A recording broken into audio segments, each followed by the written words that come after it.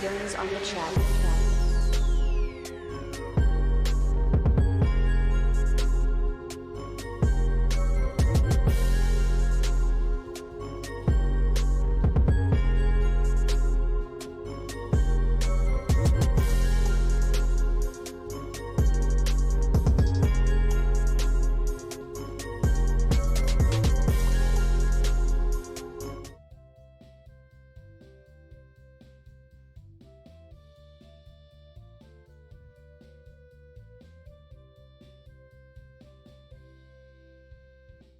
Alright, what's up everybody? FTWitachiPlays here. Sakura, Santa, y'all know what's up.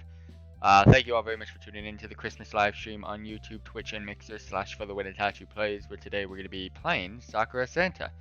For those of you that don't know what this is about, basically starting on Halloween, we also did one for Thanksgiving, and now we have doing one for Christmas. We play graphic novel video games. I absolutely love them. I think they're great for holiday types of video games. Might change it in the future.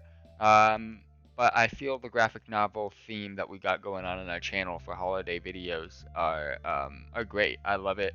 They're fun to play. And I was recommended Sakura Santa from a friend of mine. I have no clue except from thumbnails that I've seen, so I kind of understand why they recommended it. But just to give you guys a heads up, this might get removed from Twitch. I don't think it'll get removed from Mixer. Mixer doesn't have, they're not really strict as of yet.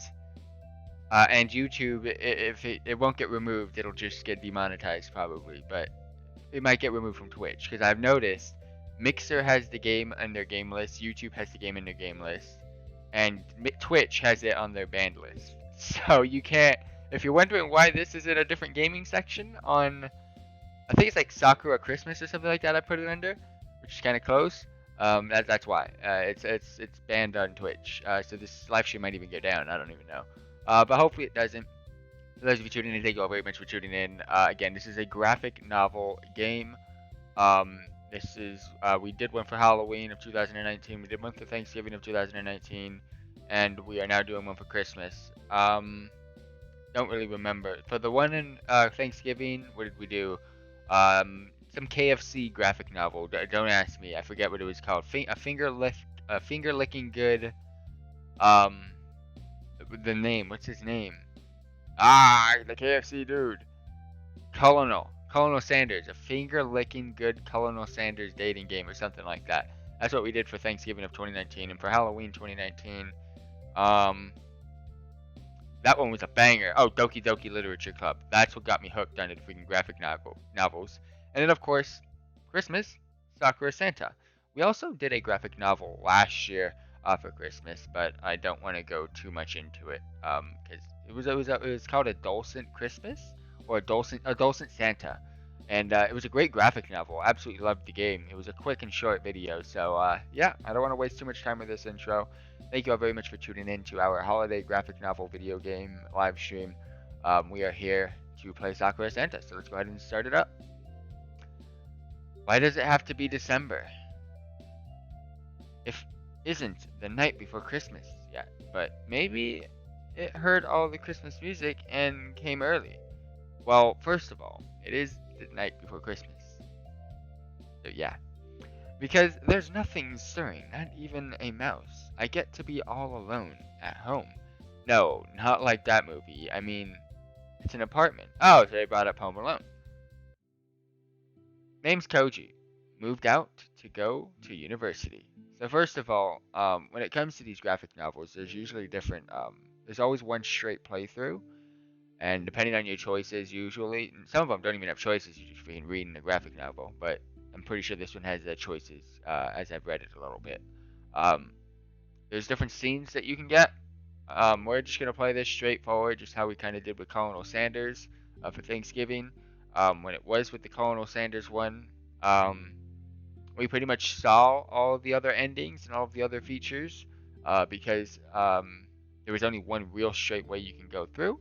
All of the other endings and all of the other there was only one ending in Colonel Sanders, but you had other mini cutscenes in between. If you chose the wrong answer, it made you kind of just redo it. So there was one real true playthrough, so we kind of finessed that one.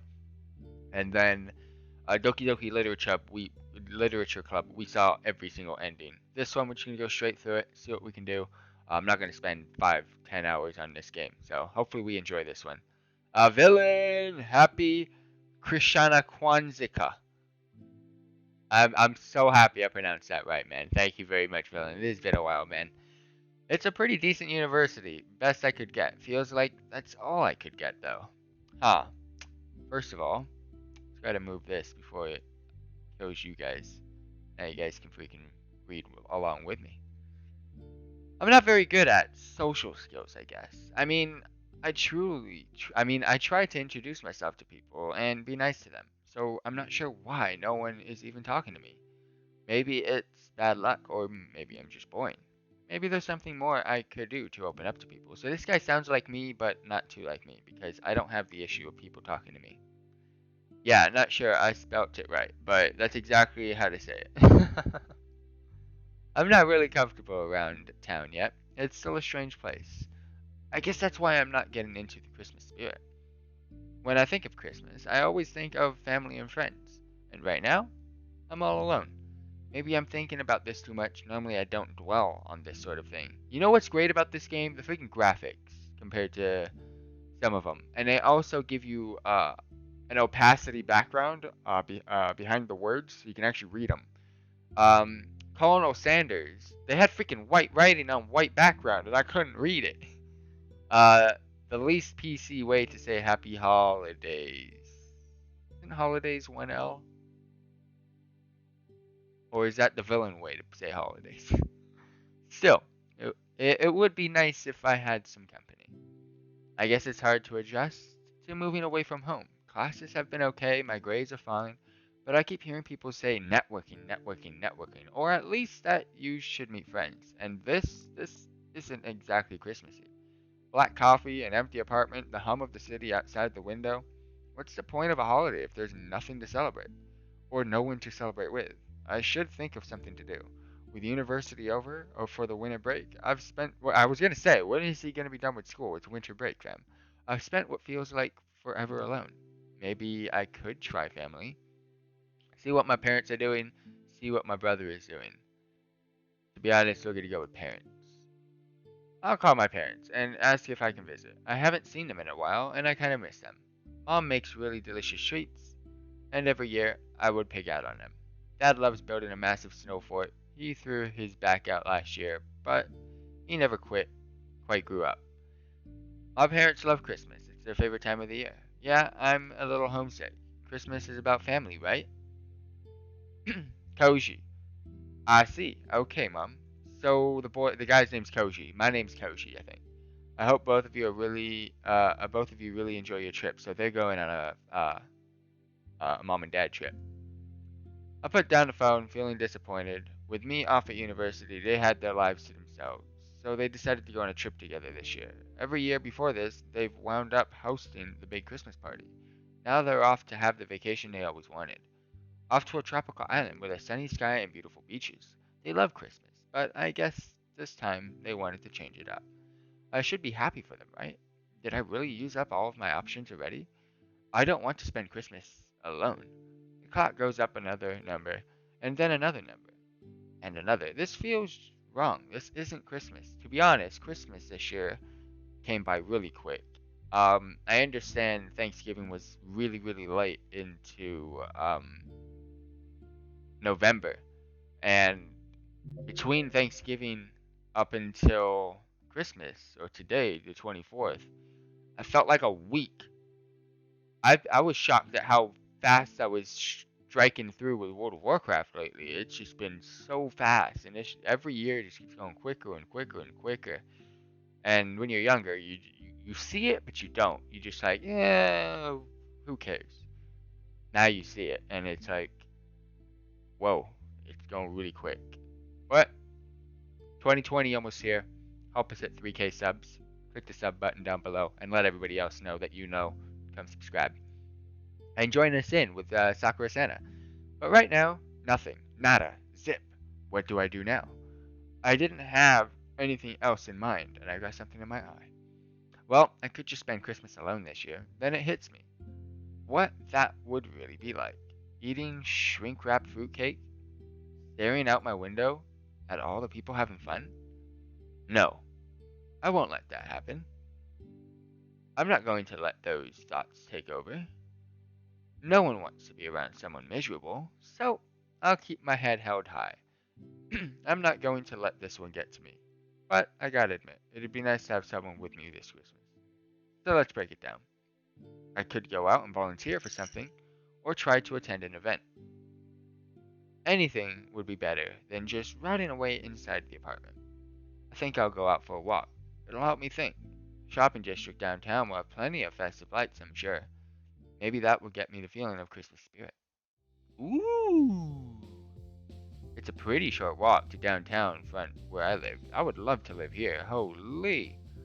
Sure enough, it's busy as ever. Christmas brings everyone out, I guess. Even though there are more people here, though. I feel even more alone than before. Whenever I read, I get tired and I yawn, so please do I apologize about that, but I'm actually into this. I love these games. Wouldn't be playing it otherwise. There's a crowd here, but it's not like I know any of them. Seems like walking is just making me think about this more. Maybe if I got out of downtown, where else would I go? It's not like anything is waiting for me at my apartment. Where else can I sit down and just think to myself? I could go to the park, I guess. I walk by a break into a small footpath. It leads into the woods, a park technically, but more like the edge of town. I don't know where it ends though. Seems like it climbs over some hills on the way. I don't have anything better to do, so I guess I'll go this way. Oh right, I remember now. There's supposed to be a shrine at the end of this path. Maybe I could ask to get my fortune told. Or I could ask for the blessing of the shrine. Maybe wishes do come true. But that requires an offering. And my pockets are, well, they aren't exactly jingling, but I managed to find some. It's just symbolic, right? It's the thought that counts. I don't normally go for this stuff, but it would feel sort of reassuring, I guess. So maybe that shrine would be worth visiting. I don't lose anything if it doesn't work, right?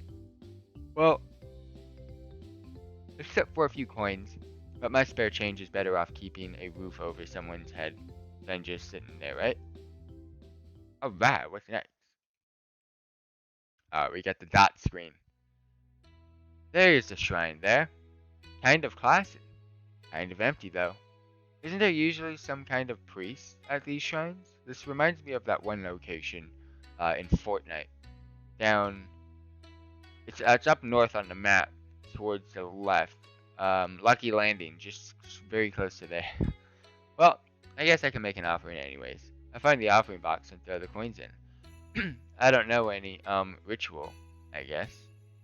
Guess I can try praying anyways, right? Close my eyes, put my hands together. I'd like to have a friend to spend Christmas with. I have no idea if that actually helped or not, but I feel a bit better, I guess. Even if spirits don't exist, doing this feels comforting. Just then the priest calls to me. Hello, what brings you here, young man?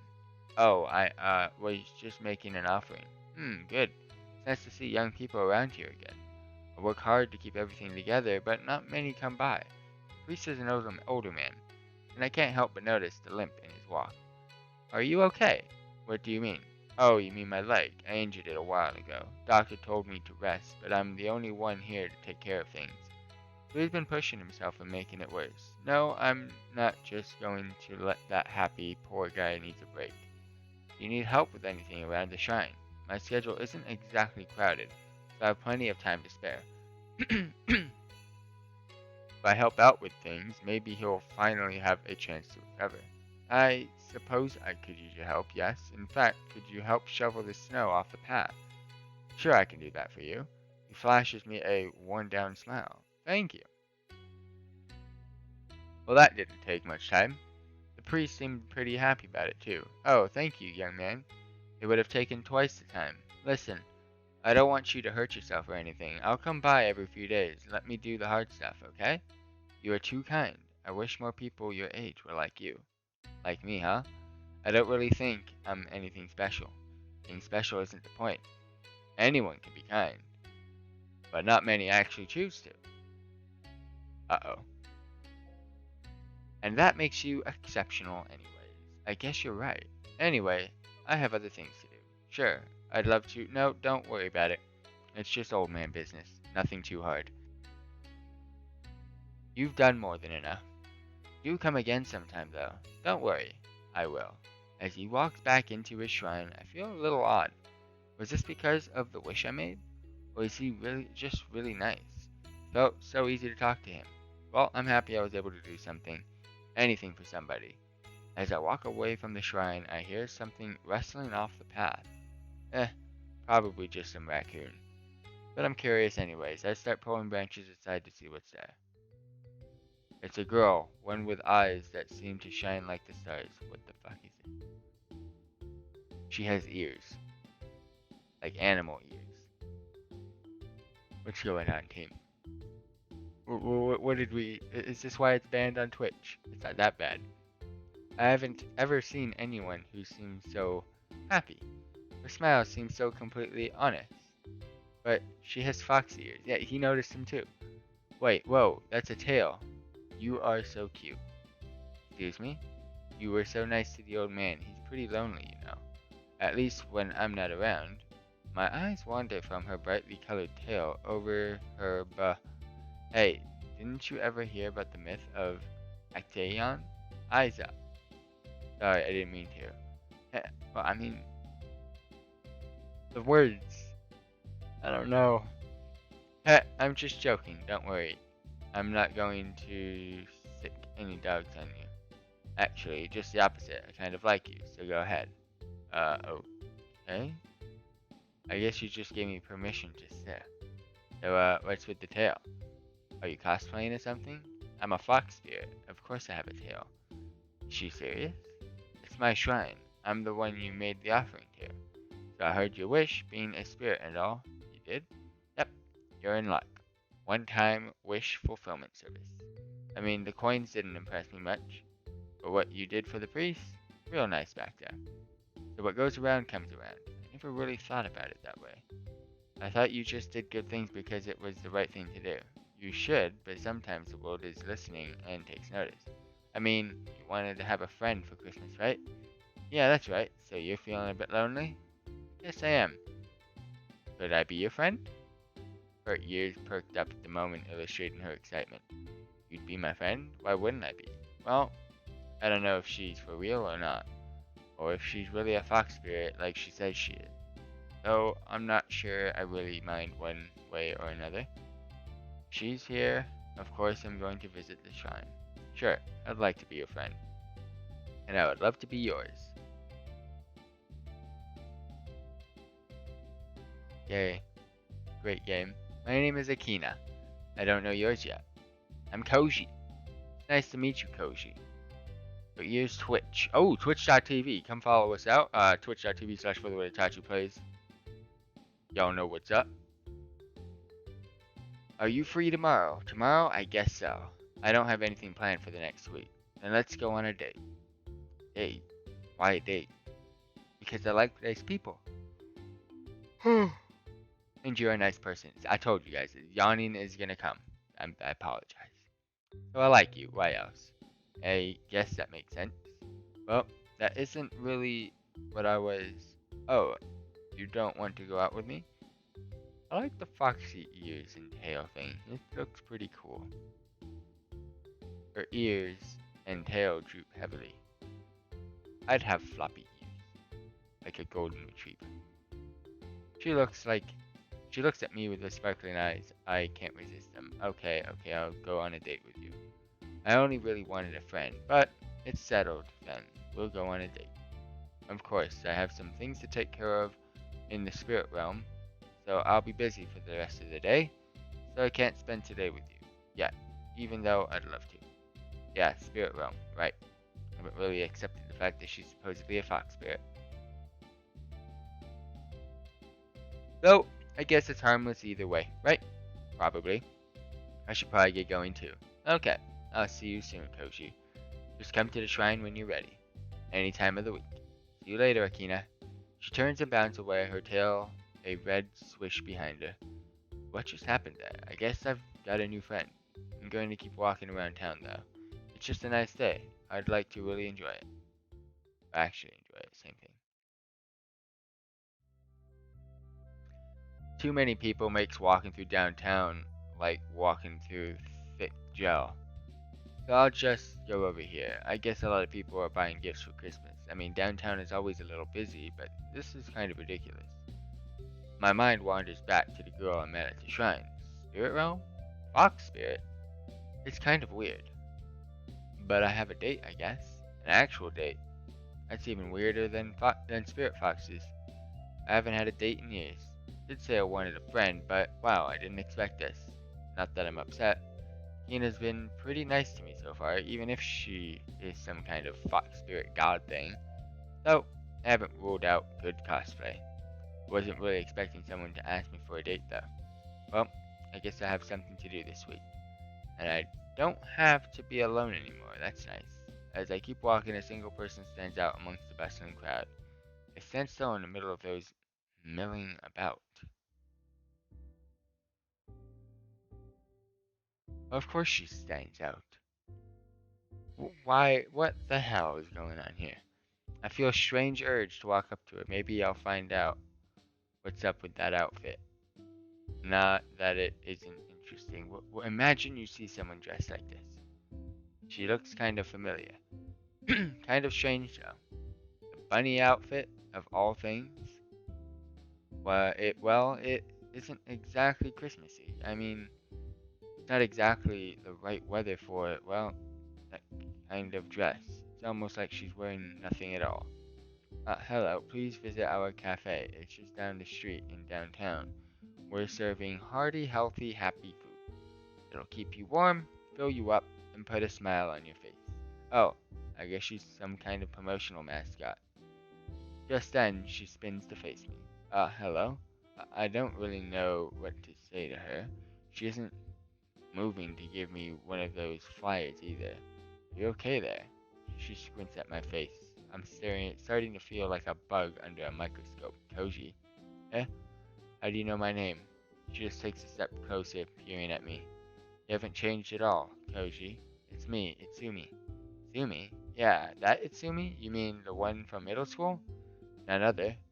Looks like she's brushing off her work for the moment.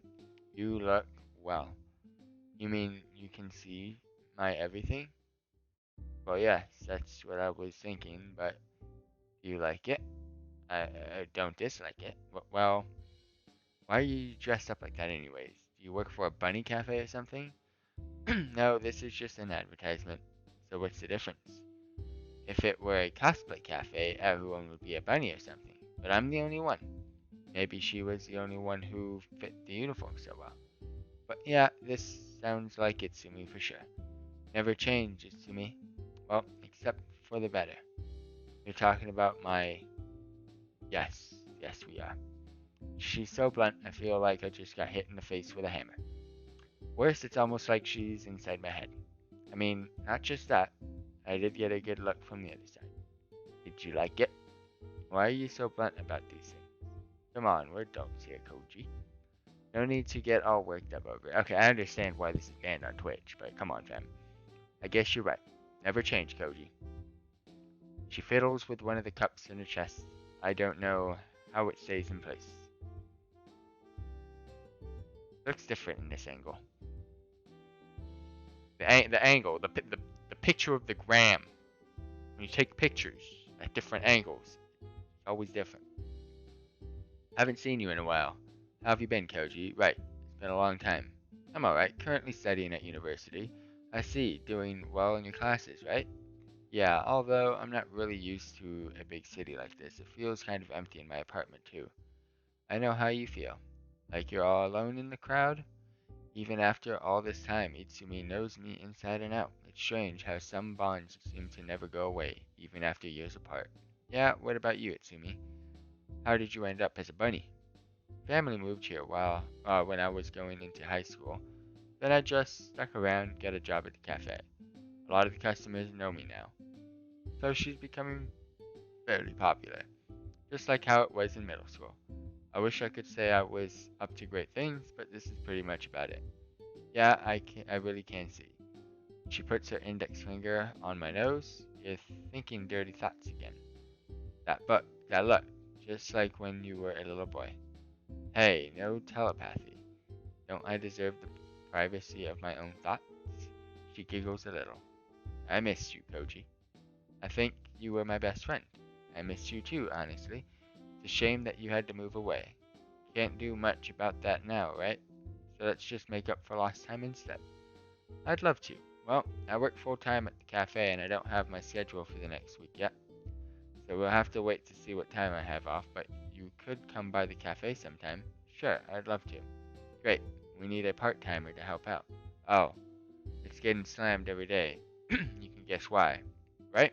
Working in food and retail during the Christmas season. I wonder if that's what hell looks like. But you'd be able to spend all day with me, so we'd kill two birds with one stone. Well, yeah, but it's not like old times, is it? I mean, I'd love to just hang out, but they're depending on me to bring in customers. Right, I see. A shame, but I guess that can't be helped. Yeah, it's a shame. I can't help but feel disappointed, even though she has her reasons. I mean, I wonder what the end result of this game is supposed to be. Doki Doki Literature was some crazy stuff. End result in that game was a mad tang. Um, Freaking Colonel Sanders. You should get a date with Colonel Sanders. This one, what is the purpose? I mean, what are the odds that we just run into each other again? And even if that happens, we probably won't be able to spend time together due to our hours. Don't worry about it. I'd be happy to help. It's Asumi after all. I can't leave you to be eaten alive by your customers. I'd like to be a customer. Great. Been really tough finding help. We've already gone through one. Is it really that bad? You'll understand once you've seen it. What the Christmas season does is traumatizing. Even so, I won't give up. An old friend needs help, and I just can't turn her down. You're still as loyal as ever, too.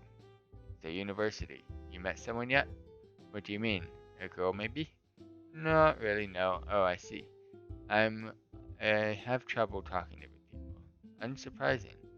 Oh, and with Christmas, too. The flies begin to crumple in her tightening grip. Well, I'd like to have something to celebrate, too. My parents aren't home this year, so the place is empty. I know the feeling. So I'm really happy you're here, Koji. I was promised a few days off soon, so we'll just have to wait until then. If we can't do anything on Christmas, well, we can still hang out sometime soon. Just like old times. That would be nice. So when can you start? My schedule's kind of empty, so tomorrow, I guess. Right. Anyway, I really need to get back to work. These flyers won't hand themselves out. If they did, it would be a perfect world, wouldn't it? I'd still have to work during Christmas. She laughs weakly at her own joke. Here, take one of them. We could use your help anytime you have spare time. Absolutely. See you then, Koji. Yeah, later, Itsumi. Wander off into the crowd. I never thought I'd see Itsumi again. You had some kind of feelings for me a long time ago. But do you still have them after all these years? Some things change, and some things remain the same. Considering how she acted towards me, yeah, she probably still feels that way. If she does, I don't know what to do. Having people with me is better than being alone, right? Sure is a strange day. Things just keep happening, wonder if they'll stop. Either way, there's still plenty of daylight to kill. Oh, we're still in the same place. Fairly late in the afternoon now. What a day it's been so far. First Akina, then I met Itsumi again. After all that, surely I won't run into anyone else, right? I mean, at least I'm not bored anymore. Yeah, just sitting around at home was the worst. Got to do something, anything to break out of the rut. Trying to reach out helps. Kind of corny, but it's true. Tina said sometimes if you do nice things, the world is listening. Well, I guess I'll just walk down this Whoa. Sorry, are you?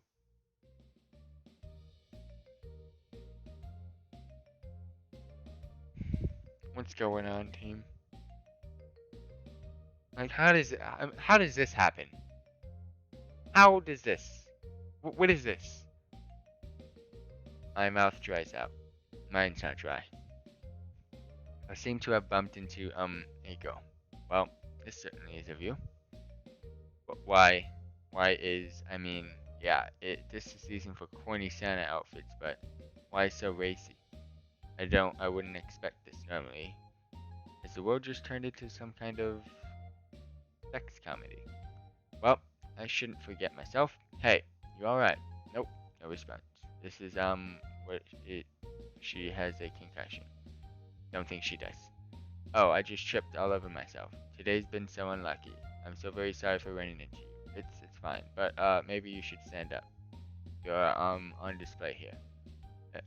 She tries to hop to her feet, but she only manages to stumble over again. No, stop looking. Don't look at me. Okay, I won't. Oh, I find it hard to actually do what I promised. The view holds my eyes captive. So nice and round. His outfit and her figure is perfectly hypnotizing. Then she starts up again, but slower this time. Moving onto her knees first, doesn't seem to notice that her skirt still is too short for her panties. Such an awful day. What am I going to do? She starts to sniffle. Hey, I didn't see anything, I swear. I don't want to make her cry. Everything's just gone wrong today. What do you mean? Christmas is going to be cancelled this year unless I do something. But I can't find it. Christmas cancelled? Can't find it? What can't you find? My wand. I lost my wand. Your wand? Yes, I don't know where to look either. What's all this wand about the wand? Whatever it is, it seems important for her. I have to find it or Christmas will be cancelled. Just barely manages to hold back. What is up with this? Change the background by now. This is terrible. I don't know what to do. Your panties are still showing. Flushes red as she glances down over her body. I thought I told you to stop. There we go. Now she's up on her feet trying to force her skirt down.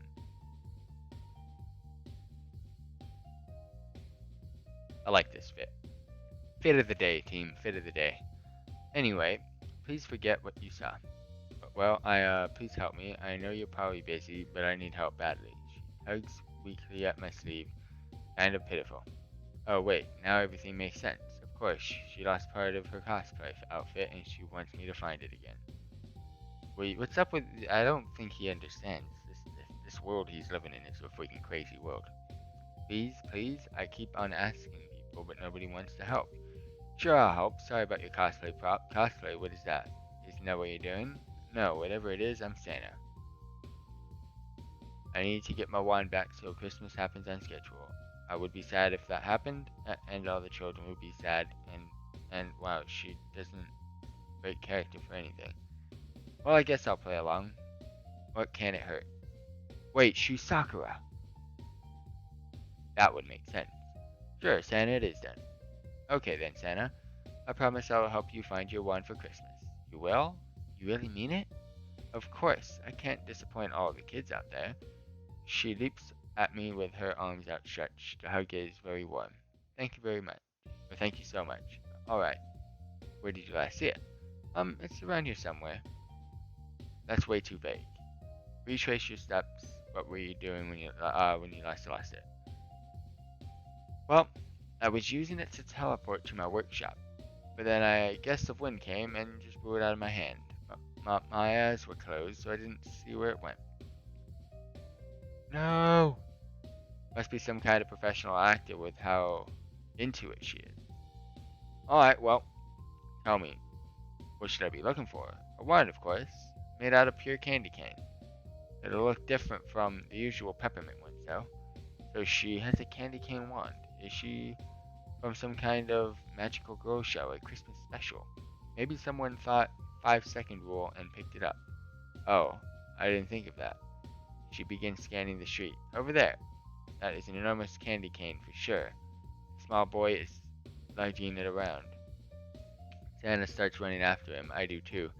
At this rate, she might fall again. Excuse me. Miraculously, she doesn't trip as she reaches him. That isn't your wand, huh? Finders keepers, it's mine. He clutches it into his chest with a suspicious look. Mama told me I couldn't keep it, but it's mine. Go get your own candy cane. How incredibly rude.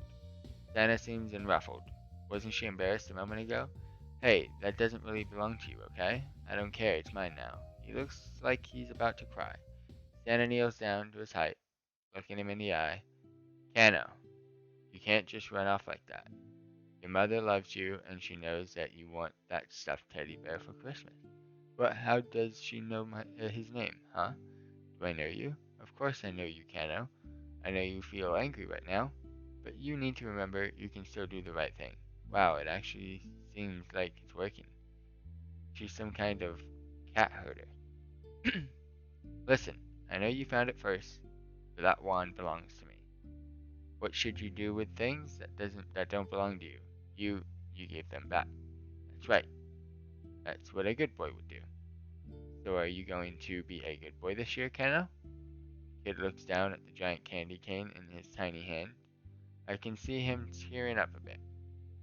I'm sorry, I didn't mean to get mad. I'll be a good boy, Santa, I promise. Pats him on the head. That's a good boy, Kano.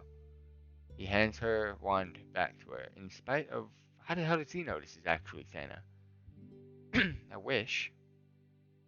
In spite of her apparent clumsiness, she suddenly has the grace of a drum majorette with the candy cane in her hand.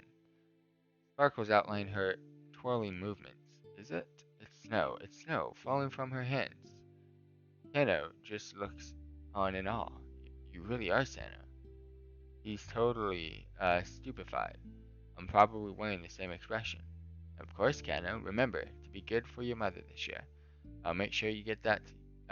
Make sure you get your teddy bear. As long as you promise me that, you'll behave. You should return things that don't belong to you, right? You're right, Santa. She sounds so motherly in spite of her cuteness. Footsteps, running faster than the rest of the crowd, catch my attention. There you are, Kano. I was so worried about you. His mother, I'm sure Kano looks up to her. I'm sorry, Mama. I didn't want to scare you. She sweeps him up into a hug. I'm sorry, too. She finally notices that. My son wasn't causing trouble, was he? Not at all. He's a good boy. Good. He is a good boy. Thank you for looking after him. Don't worry about it. Be good, Kano. I'll keep my promise if you do. He nods so rapidly, I wonder if his head will fall off. I promise Santa I'll remember. Mother and child walk off hand in hand. I'm just standing there for a moment, trying to process what happened. So, how did you know his name and all that? Told you, I'm Santa. Don't you have a song about this? I'm keeping a list, checking it twice. No, this has to be some elaborate setup. I point without even looking at someone down the street. Who's that? Her name is Temika. She wants to see her grandfather for Christmas. Don't you worry, she's been a really good girl this year. I'm about to open my mouth when the girl walks by with a man who must be her father. I heard that your grandfather is getting better, Tamika. He's going to be able to visit us for Christmas. I can't wait to see him this year. He can't wait to see you either. My jaw gapes stupidly in amazement. How can I told you I'm Santa? I know your name too, Koshi. How do you know that? Remember everyone's names. The list is in my head. I'd keep running out of paper otherwise. That makes sense, but no, it's impossible, right? This girl's face seems too honest and pure. She wouldn't lie. But there's a problem. Hey, what's that? I don't know what you want for Christmas. Children's hearts are open and I can hear their wishes loud and clear. But as years draw on and people become more careful, more guarded, their hearts become closed to me. So for helping me, Koji, what would you like Santa to get you for Christmas this year? Huh? But I just stood around. You don't owe me for that. No, I never would have thought to look for someone taking it. You've been a big help. Now Christmas will remain on schedule. So please, tell me what you want for Christmas. She hooks the cane around one of the wrists and clasps my other hand in hers, guiding them to my own chest. Well, yes, what is it you want? What I'd really like is to have people to spend Christmas with. Oh, she seems taken back by that. You're lonely, aren't you? I can see it. Her eyes stare into me instantly. You've always been a good boy, Koji. I remember that. She lets me go and withdraws a step, mulling things over. Well, if I work really hard, I should be able to have all of the preparations ready for Christmas early. Yes, that is a clear solution. She looks back at me, smiling brightly. I will spend Christmas with you, Koji. Eh? You'll spend Christmas with me? Yes, I'll make sure that you aren't lonely. Now, was it that you lived? I moved here recently. I have a new apartment. That's right. I know exactly where you are. I'll be sure to visit you sometime this week. Okay? I have to catch up with preparation. But I'll see you again, Koji. Okay, I'll see you later, Santa. Goodbye, Koji. Santa. With that, she vanishes in a puff of snow. Well, first of all, now we have three people. We have Fox Lady, forget her name. We have old middle school girl in the bunny outfit, and then we have Santa. So we have three girls. We're supposed to meet them all. So I'm assuming there's going to be an issue, and I'm supposed to choose one. Simple. I don't even know what to make of all of this. A fox spirit, a childhood friend, and Santa Claus. Did everything weird in my life decide to happen on the same day? So, what do I want to do now? A fox, a friend, and a fable all went to spend time with me. What's going on here? I was worried about Christmas being lonely, but now I'm worried about making it out alive. Probably be fine, but there's only 7 days until Christmas. So that means only so much time between all of them. Well, they did all kind of say I could spend as much time with them as I want. So I guess I get to decide. But who do I spend the day with? Stay at home, see at Sumi's Cafe, visit the shrine.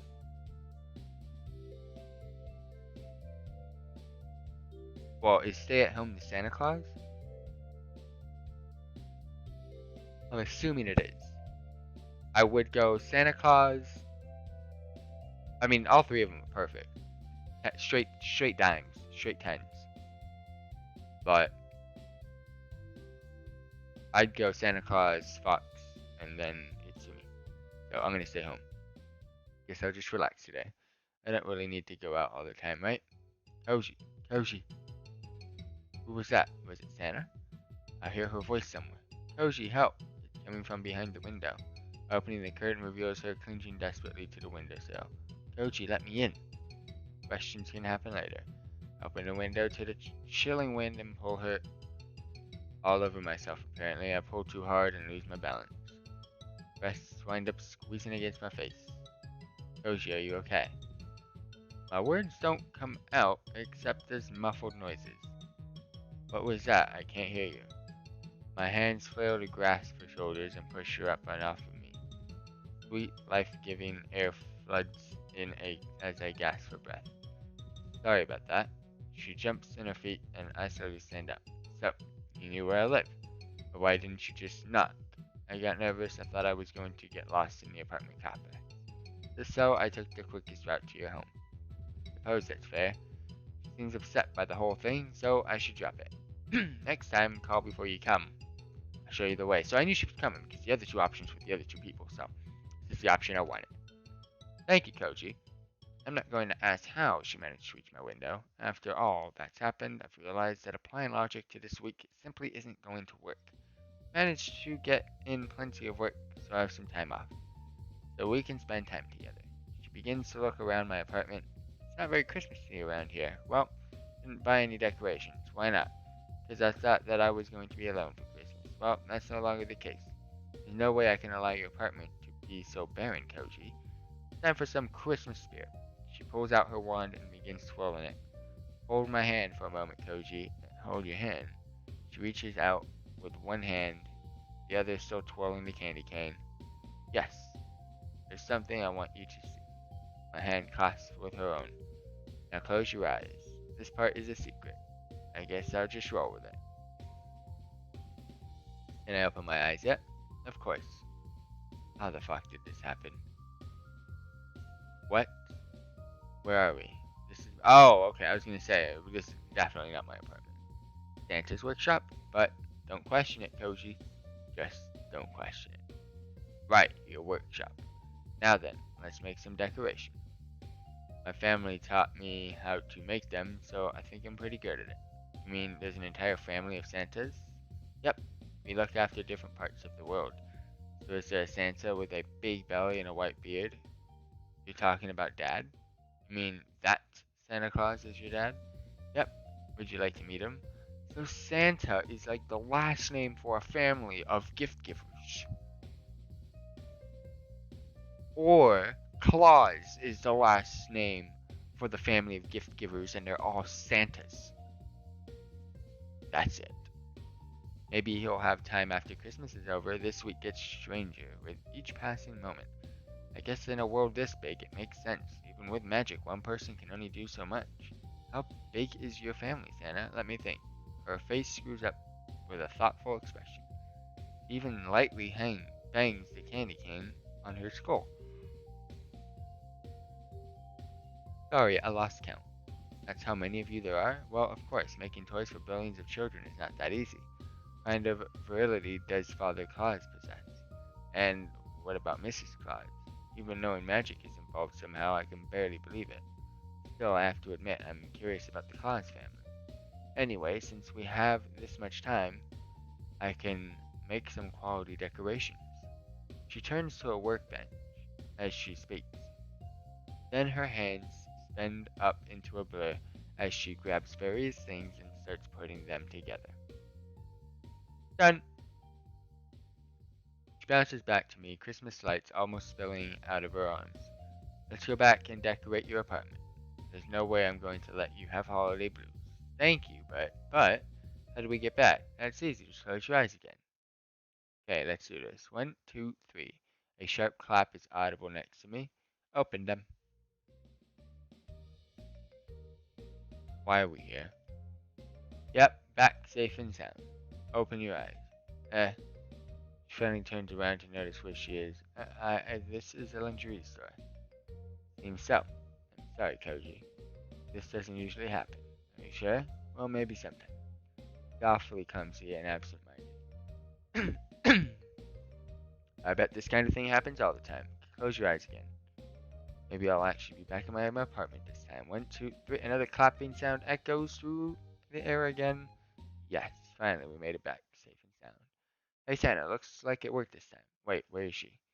I look around, but Santa's nowhere to be found. Santa, where'd you go? Did I nearly trip over or bump on the floor? Santa sprawled out on the floor at my apartment, completely dazed. Fuck is this? Her lovingly crafted Christmas decorations are scattered everywhere, covering her. Help me. Can't move. Help me, Koji. She writhes within the wires and ornaments, but she's stuck. If anything, she only got herself more entangled. Make matters worse, the skirt has been flipped up. Don't look under my... This is the second time we've seen them. A sniffle escapes from her. Look, don't worry about your okay. Just relax, everything will be fine. That's definitely something I never expected to say. Now there's a cute girl stretched out on my apartment floor. She's actually quite pretty, with a bit of, in the right places. I wouldn't let myself get distracted. The first thing to do is to try to free her from that mess. I look around the mountain of Christmas decorations and begin to despair. I don't have any idea how I'm going to manage it, but I'll try. Hold still, okay? I'm going to get you out of this mess. Okay. I tug a bit of tinsel, but she lets out a sharp cry. That's pulling on something. Seems she wrapped around her chest, so that every time I pull it squeezes. It's not that the view isn't nice, but she seems really upset. Going to need to reach around. I start to pull on it again, this time taking it slow. She only lets go of a small sniffle this time. Success, it's free. Now I need to get the Christmas lights out. Except they were wrapped over her thighs until they... That's going to be a problem, a massive problem. Be gentle, Koji, please. This is the first time. I'm not just a high schooler anymore, but there's some places that are... How do I do this without... Who am I kidding? There's no way I have to do it. Why can't she just use her wand? And... Untangly Guardiosa. Like, what the hell is this game? This is a crazy game. After one of the greatest struggles of my life, Santa is free from the decorations. She sniffles again. Why am I so clumsy? Everything's going wrong. Hey, everything's fine. I'm happy that you visited me, Santa. Thank you, Koji. You remind me of Dad a little. He's such a gentleman. I don't doubt it. I'm not sure I can measure up to an actual legend. Now then, let's decorate. Of course. After a short while, we cover the room with lights. Now for the most important decoration. It's not Christmas without a Christmas tree, is it? Not at all. Before I know it, it goes up in the corner. Come on then, we have to get ready. Our merriment is infectious. Sure, I'd love to. From the massive box of decorations she brought, we pull out all kinds. Both of us reach the same branch, our fingers brushing against each other. Sorry, I didn't mean to do that. She's getting ready, really worked up over it. What a shy girl. After a while, the tree is done. We did it! Doesn't it look lovely? Absolutely. For a moment, we stand together and admire our handiwork. Feels warmer in here now. Think so? Yes. I could tell how gloomy it was. There wasn't any Christmas cheer in here at all, but now there's plenty of it. She sheepishly fidgets in place. Sorry about today, by the way. I was nervous because that was the first time I've shown someone my workshop. Really? I'm the first person to see it? Yes. That's actually really special, isn't it? Most people don't see Santa in their entire lives. Yet, I got invited to a workshop. If I didn't know better, why me exactly? Well, I just think that you're special, Koji. And after you helped me so much, I wanted to do something nice for you too. There's something there at least. Well, thank you, Santa, and thank you for the decorations. You're welcome. If you're lacking in Christmas spirit, I won't be far away. She glances at the clock. Oh, I've still got more toys to make before the big day. I'll come back another day. Thank you for letting me in today, Koji. You're welcome. Just remember to use the door next time. Okay. She begins to climb. Hey, no. Use the door, not the window. But I might get lost. Stop it. Told her to stop it. So. Ooh, I see. But those are all the saved files if I wanted to save. How many slots can you save? Holy. But these are the autosaves. I wonder how many autosaves are going to be. Oh well. What a day that was. Yesterday I was moping about how there was no one to spend Christmas with.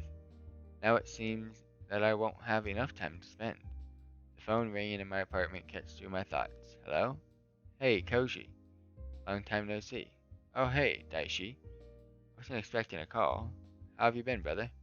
Not bad, not bad at all. Just spending Christmas with the girlfriend's family. Sounds like you two are really getting close. Yeah, I wasn't expecting it, honestly. But sometimes when you meet a girl, you just click, you know? Like a pair of gears locking together. Interesting metaphor. You're still the same, Koji. So what are you doing for Christmas? Sorry we can't play Dungeon Rumble 2 this time. Have you been doing okay at university? Yeah, my studies are fine. We'll just have to play next time we get together. For sure. As for what I'm doing for Christmas, well, what? Come on, tell me. You could say I met a girl who really brings out the Christmas spirit in you. Someone who loves Christmas. Sounds like a girl who'd fit in perfectly with the family. Definitely a family person, alright. So you done anything with her yet? Coffee, a date, anything? Well, she turned up at my apartment today. Whoa, that's fast. Hey, nothing happened. Sure. Just don't rush yourself. I'm not. She's just really nice. Innocent, too. You always had a thing for the shy ones. That's true. Anyway, I'm glad to hear you have someone to spend Christmas with. Gotta go. Make sure that Arcadian Battle Station is ready for our next game. Don't worry, I will. See you, Koji. See you, Daishi. Interesting names. Well, that sure was a day. I had a lot of fun, though. A day with Santa turns out to be quite interesting. I've learned that magic is real, at least Christmas magic. Santa is a gifted toy maker, in spite of her clumsiness. The size of her family is still amazing, but I guess it makes sense in retrospect. I mean, there's no way that only one Santa Claus handles everything, right? Even if he had elves. There's no way he could deliver it all by himself. So he apparently made sure there were enough Santas to keep up. I wonder what Christmas dinner is like when they all have the same name in the same room. Hey Santa, could you pass the gravy? But the one I'm most interested in is the cute, clumsy girl I found. Want to learn all about her. But when will she turn up again? There's still plenty of time until Christmas, so I wonder. I'll just have to think about it. See if Santa shows up again, see at Sumi's Cafe, visit the shrine today. We'll do the Santa one. Maybe I'll wait to see Santa shows up again. She did say she'd be dropping by someday, so I don't know when that will be. I don't think Santa Claus owns a phone. Still, what if I wait the entire day and she doesn't turn up? That would be depressing. Just then, a sharp knock comes on the door. Hello, Koji. I used the door just like you asked. Didn't get lost along the way, did you? Not at all. See? You should have more faith in yourself. Not that hard. You're right. So I was wondering, are you free today? Yeah. I was wondering when you were going to show. So you were thinking of me. I'm so happy. There's something I want to do, Koji. What is that? I want to see what it's like to go Christmas shopping. It's like getting crushed by the crowds, mostly. Well, I'll take you if you want, sure. I'd like that, Koji. I've heard it's very exciting. Everyone wanders around looking for presents. Isn't it just the sweetest time of the year? Yeah, I guess it is. Pretty busy, though. You can easily get lost in the crowd. I'm sure that I won't.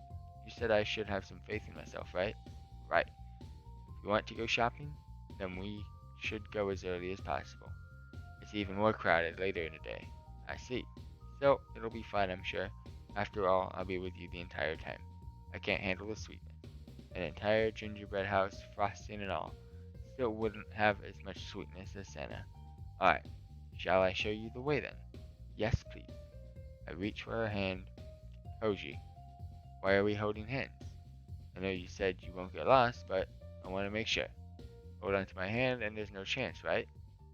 I see. If you don't like it, we don't have to. Nope, it's fine. I'm more than happy to hold your hand, Koji. Okay, Santa, I'm glad. Holding hands with a cute girl. It's certainly something I can enjoy regardless of why. Anyway, shall we go? Feel her grasp tighten. Sure. So hand in hand we go out to the town. The entire time Santa looks around with curiosity at all the sparkling decorations and peers into seemingly every storefront. The people buy their own decorations instead of making them. Yeah, usually. Not everyone can make things like you can. I guess that's why the Claus family is here. So we can make things to bring joy to others. That's a nice thought. That reminds me, by the way, we need to think of a way. Oh shit, I missed it. Can you shrink it? Well, what are we talking about? What did I just miss? Do you have somewhere to put it? Not really. On second thought, that's a silly question. What she wears barely counts as clothes in the first place. I can see. Well, I can see she certainly doesn't have any pockets or bags. Wait, has a hook on it. So, you thought of something. Maybe. Can I do that to her? Any idea is a good idea. Imagine if I lost my wand again, and you weren't there. Christmas here would be ruined. That's the thing I'm most scared of. That I'll screw up Christmas and won't happen. Hey, relax. Nothing like that is going to happen. If it does, then just come see me and we'll sort it out, okay? I appreciate that, Koji. Clumsiness seems to really bother her. I don't know what I would do to help. So, I'd do whatever I could. If you dwell on it going wrong all the time, it probably will. Happy thoughts, right? Yeah, happy thoughts. I'm Santa after all. Good girls and boys are relying on me to deliver the Christmas joy. So I'll do my best for all of them. That's the spirit. Anyway, where would you like to go, Koji? I don't know, there's a lot of shops. Can we avoid the one we showed up in last time? You mean the lingerie store we teleported into? You don't have to say it. I was nervous. That's fine. Just won't go there. Thank you. Our attention slowly sweeps over downtown. They know how to get into the Christmas spirit here. It's like this every year, Koji. I don't know, this is the first year I've spent here. Do you like this town, Koji? Maybe. I would like it if I had friends, I think. Hey, no problem. I'm here with you after all. You won't be alone like this Christmas, I promise. She squeezes my hand tightly. Thank you, Santa. I feel really weird calling her that. The first thing that springs to my mind for that name is a fat man with a white beard. She isn't that anywhere near that. So why don't you tell me more about your family, Santa? What would you like to know? How about your dad? He's nice and warm and jolly. He's a bit big, though, and has a white beard. So he looks like the Santa shown almost everywhere. Yep, people love him, don't you think? It's a little sad that you don't get credit, though. Credit for one of us is credit for all of us. Because all of us are Santa Claus, after all. I see. Guess it doesn't matter if it's a team effort. Well, family effort. So how do you pick what Santa goes where? We just decide where we want to go. I like this place, so it's where I decided to stay. You ever go back home to the North Pole? Of course, it's not Christmas without your family dinner, you know. Naturally, Santa would appreciate Christmas itself, or celebrate Christmas itself. Christmas is about family, warmth, and joy. The North Pole is my home. It will always be the warmest place in the world for me. Close your eyes and let's go with a happy sigh. Maybe you could come for our Christmas dinner, Coachy. Christmas dinner, huh? Huh? Was I thinking out loud? Yep, you were. Just forget that. She's glowing like Rudolph's shiny red nose. I'm not going to forget this. Having Christmas dinner with the Claus family. I'd like to meet the big guy himself. Although, being with this cute little girl while doing that would be nice. I would like to go to the Claus family's dinner. So innocent and pure, as would be expected of a member of the Claus family. I wonder what it would be like if we were married. By the way, what was that about me not losing my candy cane? Tyler, what's up? Doing good. Christmas stream. Playing a graphic novel game right now. Called Sakura Santa. Or Santa Sakura. Which one is it? Sakura Santa. There we go. Where do you think I could keep it? I suppose I should tell her. My inner demons have won today. No point in beating around the bush. What if you put it in between your breasts? My breasts? My chest? Yes, you'd always feel it, so you wouldn't lose track. I've heard of a lot of girls hiding stuff there. Is that so? Guess it's worth a try. Fuck is this? This is why it's banned on Twitch, team. I'm glad to know it's still on Twitch, though. So the live stream's still going strong.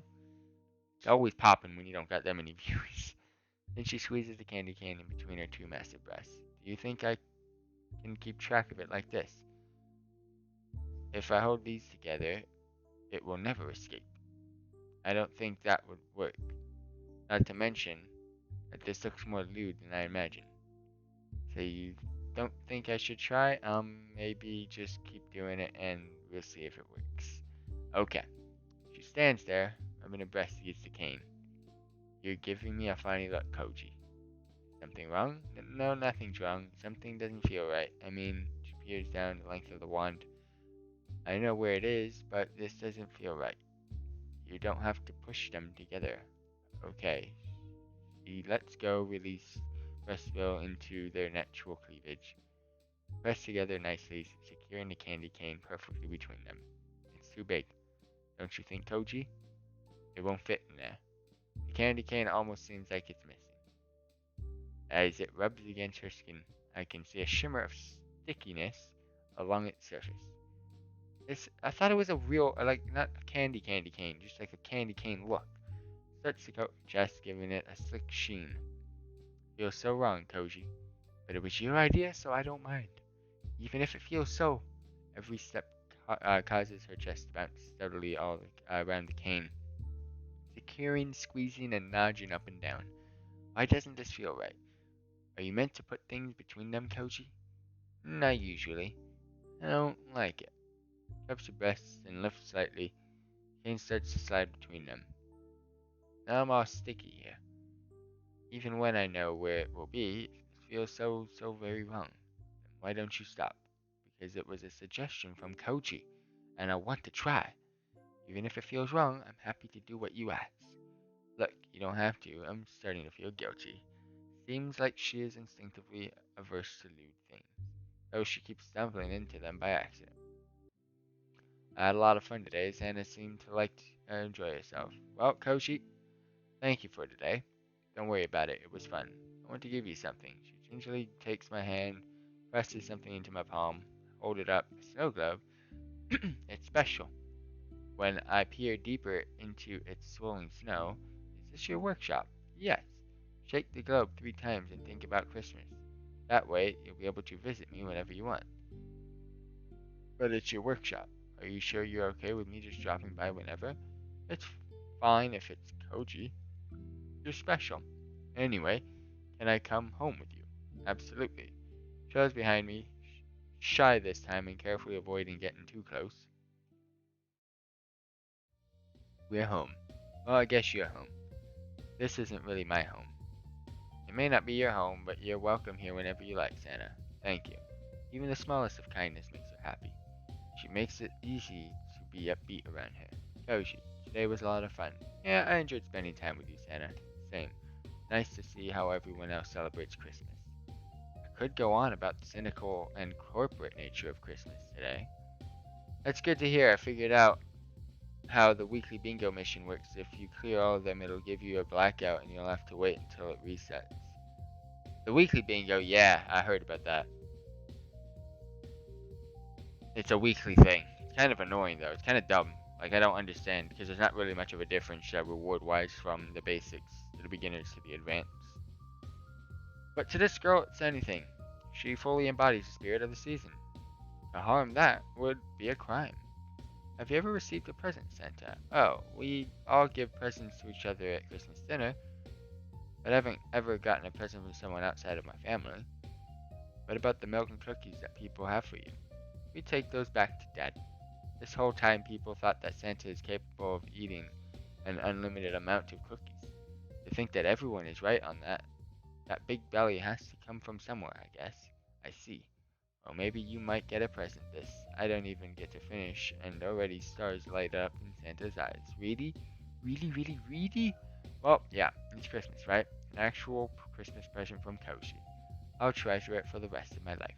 She says that because she hasn't received presents except from family. But I'm still amazed with her reaction. I guess she is Santa after all. Saint Nicholas, him?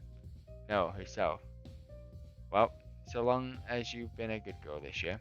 I've been a good girl this year, I promise. Dad says I always do such a good job. She really is a daddy's girl, it seems. But if your father really is the spirit of generosity, who can blame you? Well, since you've been a good girl, I'll get you a present. Can't tell you what it is, though. Wouldn't want to spoil the surprise, would we? Not at all. I'm so excited, Koji. I want to find out what I'm getting. You'll find out on Christmas, won't you? I'm sure that it will be wonderful. Talk about high expectations. Is this what it's like to buy a present for someone on Christmas? That's enormous pressure. My parents put up with this every year. This is unbelievably brutal. You look worried all of a sudden, Koji. Don't overthink your Christmas gift, okay? Funny how she knew that. I guess she knows this pressure far better than any other person. Okay, don't worry too much about me. It's only natural to worry about people you care about, Koji. The people you care about, huh? I wonder just what is in this girl's heart. Now then, Koji, I want to spend more time with you, but I have more toys I need to make. Don't you have any elves or anything to help you? No, my workshop is unique. I'm the only person working there. She really is a hard worker. Well, okay, judging by how she said she is unique, I guess that means Santa's elves do exist. What do they look like, though? We'll be together soon again, Koji. She wraps her arms around me and gives me a hug. Stay warm until then, okay? Sure thing, Santa. Bye-bye. I feel a snowflake's brushing against my arm. But then, I look to find them on my lawn again. Still feel guilty about Santa. She had such an innocent look on her face as she pumped that candy cane between her breasts. And she thought I was completely serious. I'm a bad person. Probably. Took advantage of her innocence. So, go doing this, that is one of the best things to see. Santa has a really great tube.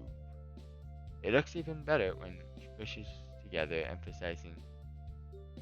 Oh, what is this freaking? I can't do. Holy crap! This is some stuff. It's next level teens. So I don't think I could live with myself if I do that again. It would break my heart if she lost her innocence. Santa must remain pure. I will guard her against all the perversion of the world. Although, if something lewd happens anyways, I'll just enjoy the view. No harm in that, right? Right? Anyway, what should I do today? There's plenty of time until Christmas. I mean, starting to think of it, I'm gonna go full out on the Santa's storyline. Itsuma and Shrine, we'll go ahead and check those out. We might go back and play this game, just depends on how it works, but we'll keep it going with Santa. For seemingly hours, I've been staring into the swirling blizzard of Santa's snow globe. Try to peer into it to make something out, but it's just a building in snow. Is it really possible that this can teleport me? I do want to visit Santa, and there's no point in just waiting here for her to visit me. Trying to remember those instructions. That's right. Shake, shake, shake, and think about Christmas. My eyes fall shut as I contemplate the Christmas spirit. It feels like I'm drifting off. I hope I don't just open my eyes and see my apartment. Wait, that's a cold wind whisks against my face. I open my eyes to see I'm standing in front of Santa's workshop, and it's freezing. I just dove in without thinking about warm clothes. Practically, I practically tear the front door open and slam it shut behind me. I hope I don't catch hypothermia. For a few moments I just shiver, trying to feel warm again. The workshop seems as clean as it was last time. I wonder if Santa's here. There's wrapping paper on the workbench. It looks recent too. She must not be far away. Hello, Santa? It's me, Koji. Hear something I hear a something crash, and then Santa stumbles out to meet me. Oh, hello, Koji. So the snow globe works for you. Yep. Shake 3 times, think about Christmas spirit, close my eyes. Then appear right outside the door of Santa's workshop. Oh, I didn't think to warn you. Sorry, Koji. I'll have to make some adjustments to it. Are you okay? You didn't catch anything, right? I have hot chocolate if you'd like. Don't worry about me too much. I'm tougher than I. That's when she produces a gleaming mug from seemingly nowhere. Have some hot chocolate just in case. Thank you. Suppose I'm not going to turn down free chocolate. Take the mug in both hands and give it a sip. The lingering chill evaporates instantly. Wow, this is great. How did you make it? Family secret. I'm sure they have many secrets. Said something about adjustments. I'm guessing you made that snow globe yourself? Yes. Is there something wrong with it? Not at all. It's a magnificent decoration, like everything I've seen you make. I'm not that good, though. Really? I mean it. You're amazing, Santa. Thank you. Blushing deeply, turns away to her workbench. Anything, I'm nearly finished for today. If I work extra hard, I'll have everything ready, and I'll be free to spend time with you, Koji. Looking forward to it. Yes. Looks down at the massive pile of toys in front of her. Hey, do you need help with all that? Help? No, I'll be fine. Really, I can help out. I used to wrap all the presents for my family. I might not be as fast as you, but with both of us working, it'll go faster. She glances uncertainly down again. Okay. Can we do it at your apartment? Why my apartment? I just like being there. It's relaxing, but your workshop is really nice. I know, but I'd like a change of scenery for once. So many toys. I think I've wrapped about 30 presents. Pile of gifts remain as huge as ever. My hands are starting to ache. On the other hand, she doesn't seem to be having any trouble. 500 presents down. Santa's able to do 16 times faster. It's absurd to think that I could ever compare to her speed. All of her wrapped presents look so neat too.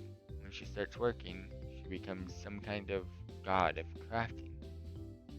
How many are you up to, Koji? I glance at my pile of wrapped presents compared to hers. Think I could do better.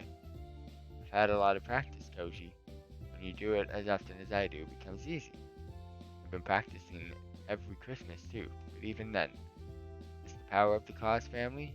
Imagine if they could be that productive with everything else. They could conquer the entire world if they wanted to. Fortunately, the last thing on her mind would be world conquest. She's saintly in her innocence. Not to mention really cute. Koji, it doesn't matter how many presents you wrap. Doesn't? Why wouldn't it? I mean, the less I do, the more work you have to do, right? No, it's not about the work.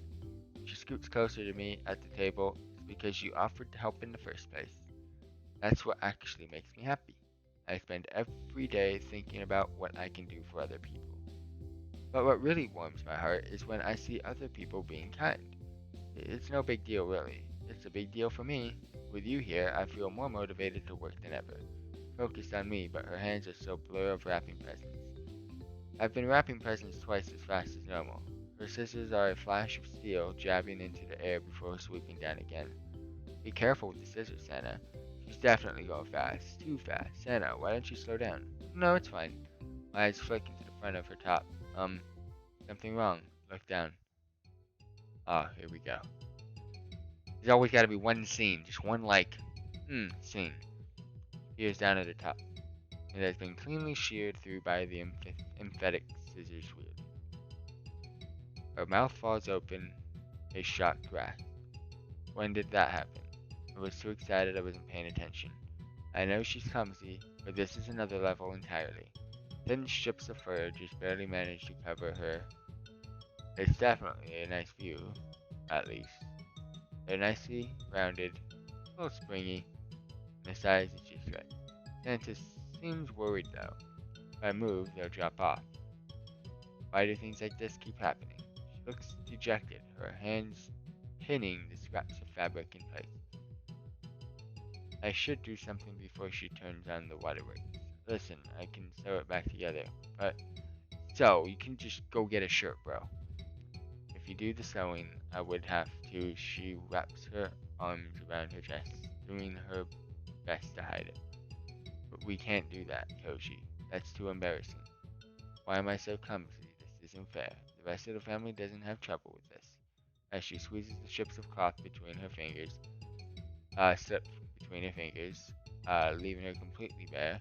No, why did they do that? This is so unfair. Koji, why does this keep happening around you? Not fair at all. She's having trouble keeping her enormous breasts in check. When it's that big, of course, it's going to be a problem. Listen, just give me the cloth and I'll fix it. No, I can't let you touch it. Starts to reach for it, but quickly realizes she can't do that without exposing herself. Oh, this is so bad. I just want to wrap presents, but I screwed up again. I quietly pick up the pieces. Look, sew them back together. Just give me a few minutes and everything will be fine, okay? She sniffles and reluctantly nods. Okay, please don't look this way. Alright, sorry. Somehow I feel guilty, but it's not my fault if I happen to get a look, is it? After that, we managed to get all the presents wrapped and move them to a workshop. Santa places the last present in a pile after wrapping it, seemingly ecstatic. It was a lot of work, but we did it.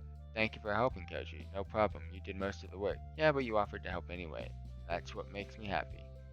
Now I just need to move these. That's when she tumbles forward, tripping on nothing. I'm unable to stop her, and she plummets towards the pile of fragile toys in front of her. Despair dawns on her face as she crashes headfirst into them. Santa, are you okay? I rush over to pick her up. Santa. Then I see it. Those innocent eyes of hers. Koji, the presents. Then that pile begins to tumble. Beautiful, delicate toys, handcrafted by Santa herself, crash onto the floor, shattering like glass under the weight of each other. The toys. Dewdrops begin to well up in her eyes. All the year's work, all the planning. No, no, no, no. Her expression twists with despair as she stares into the pile of ruined toys that she had lovingly crafted. They're broken, Koji. So much work gone. Hey, Santa, everything's fine. Don't stress, we can fix this. No, we can't.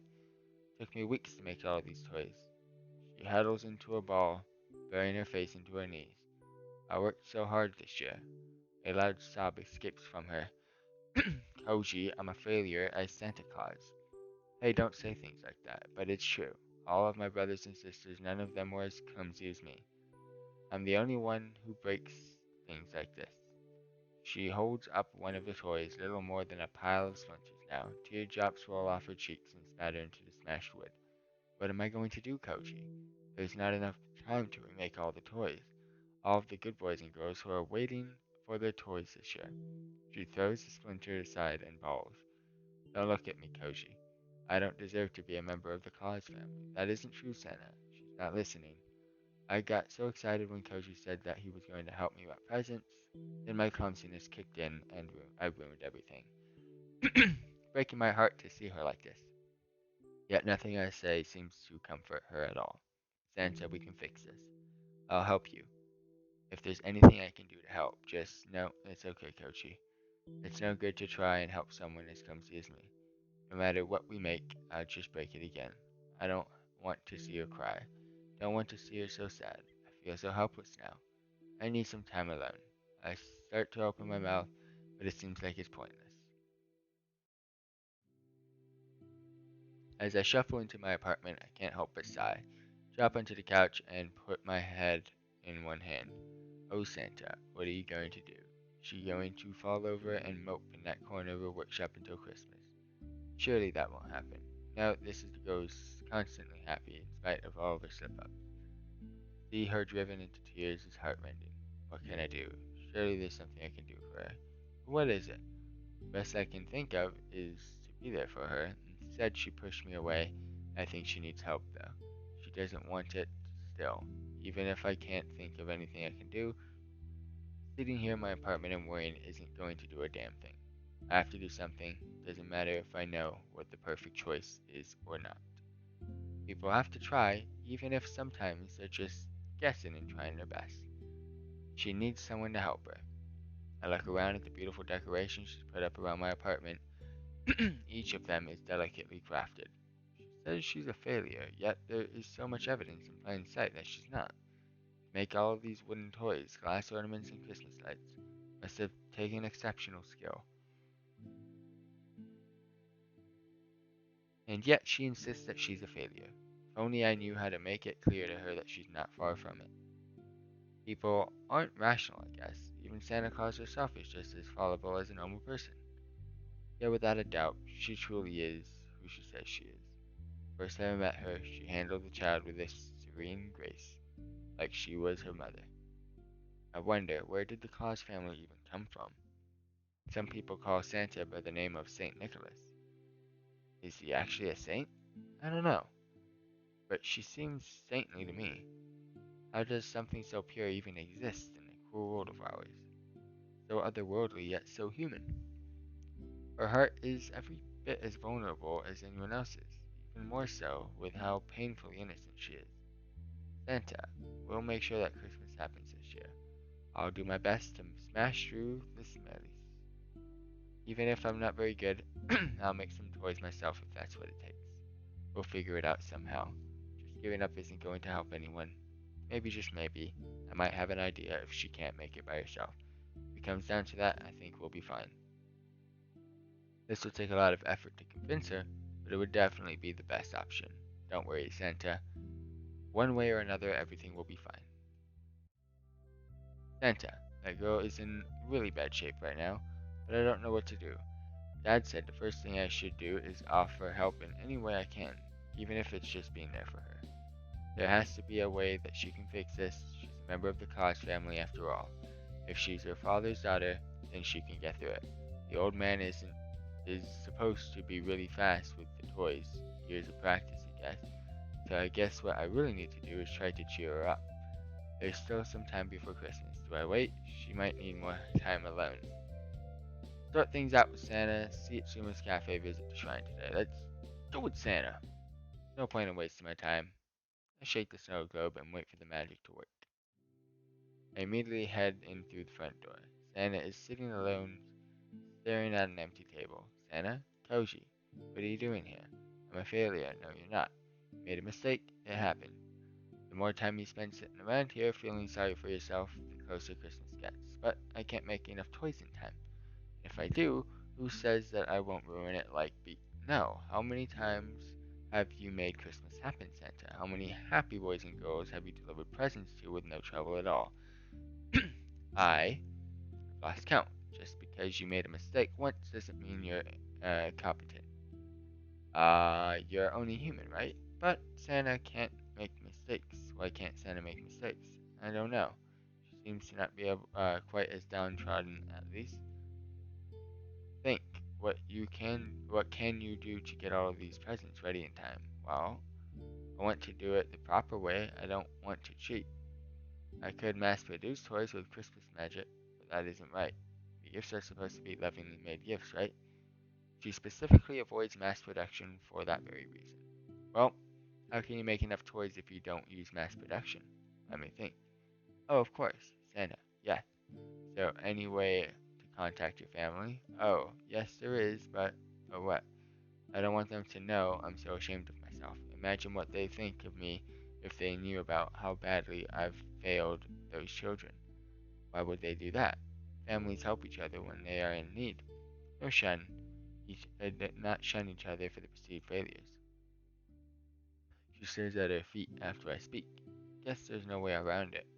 But the important thing is that the boys and girls get their presents. I think I'm going to ask Dad for help. Wait, you mean you're going to ask the big guy himself to help out? Yes. He's the only one who would be free at the moment. He retired a few years ago, and he lets the family take care of the operation. But he's still the single greatest toy maker in the entire family. Not to mention the fastest of all. Can't believe it. Am I going to see Santa? Well, Santa's right in front of me. That's the only evidence I need for his existence. Just give me a moment, Koji. She walks outside. I'm not sure what she's doing, but I hear a strong wind picking up as she stands there.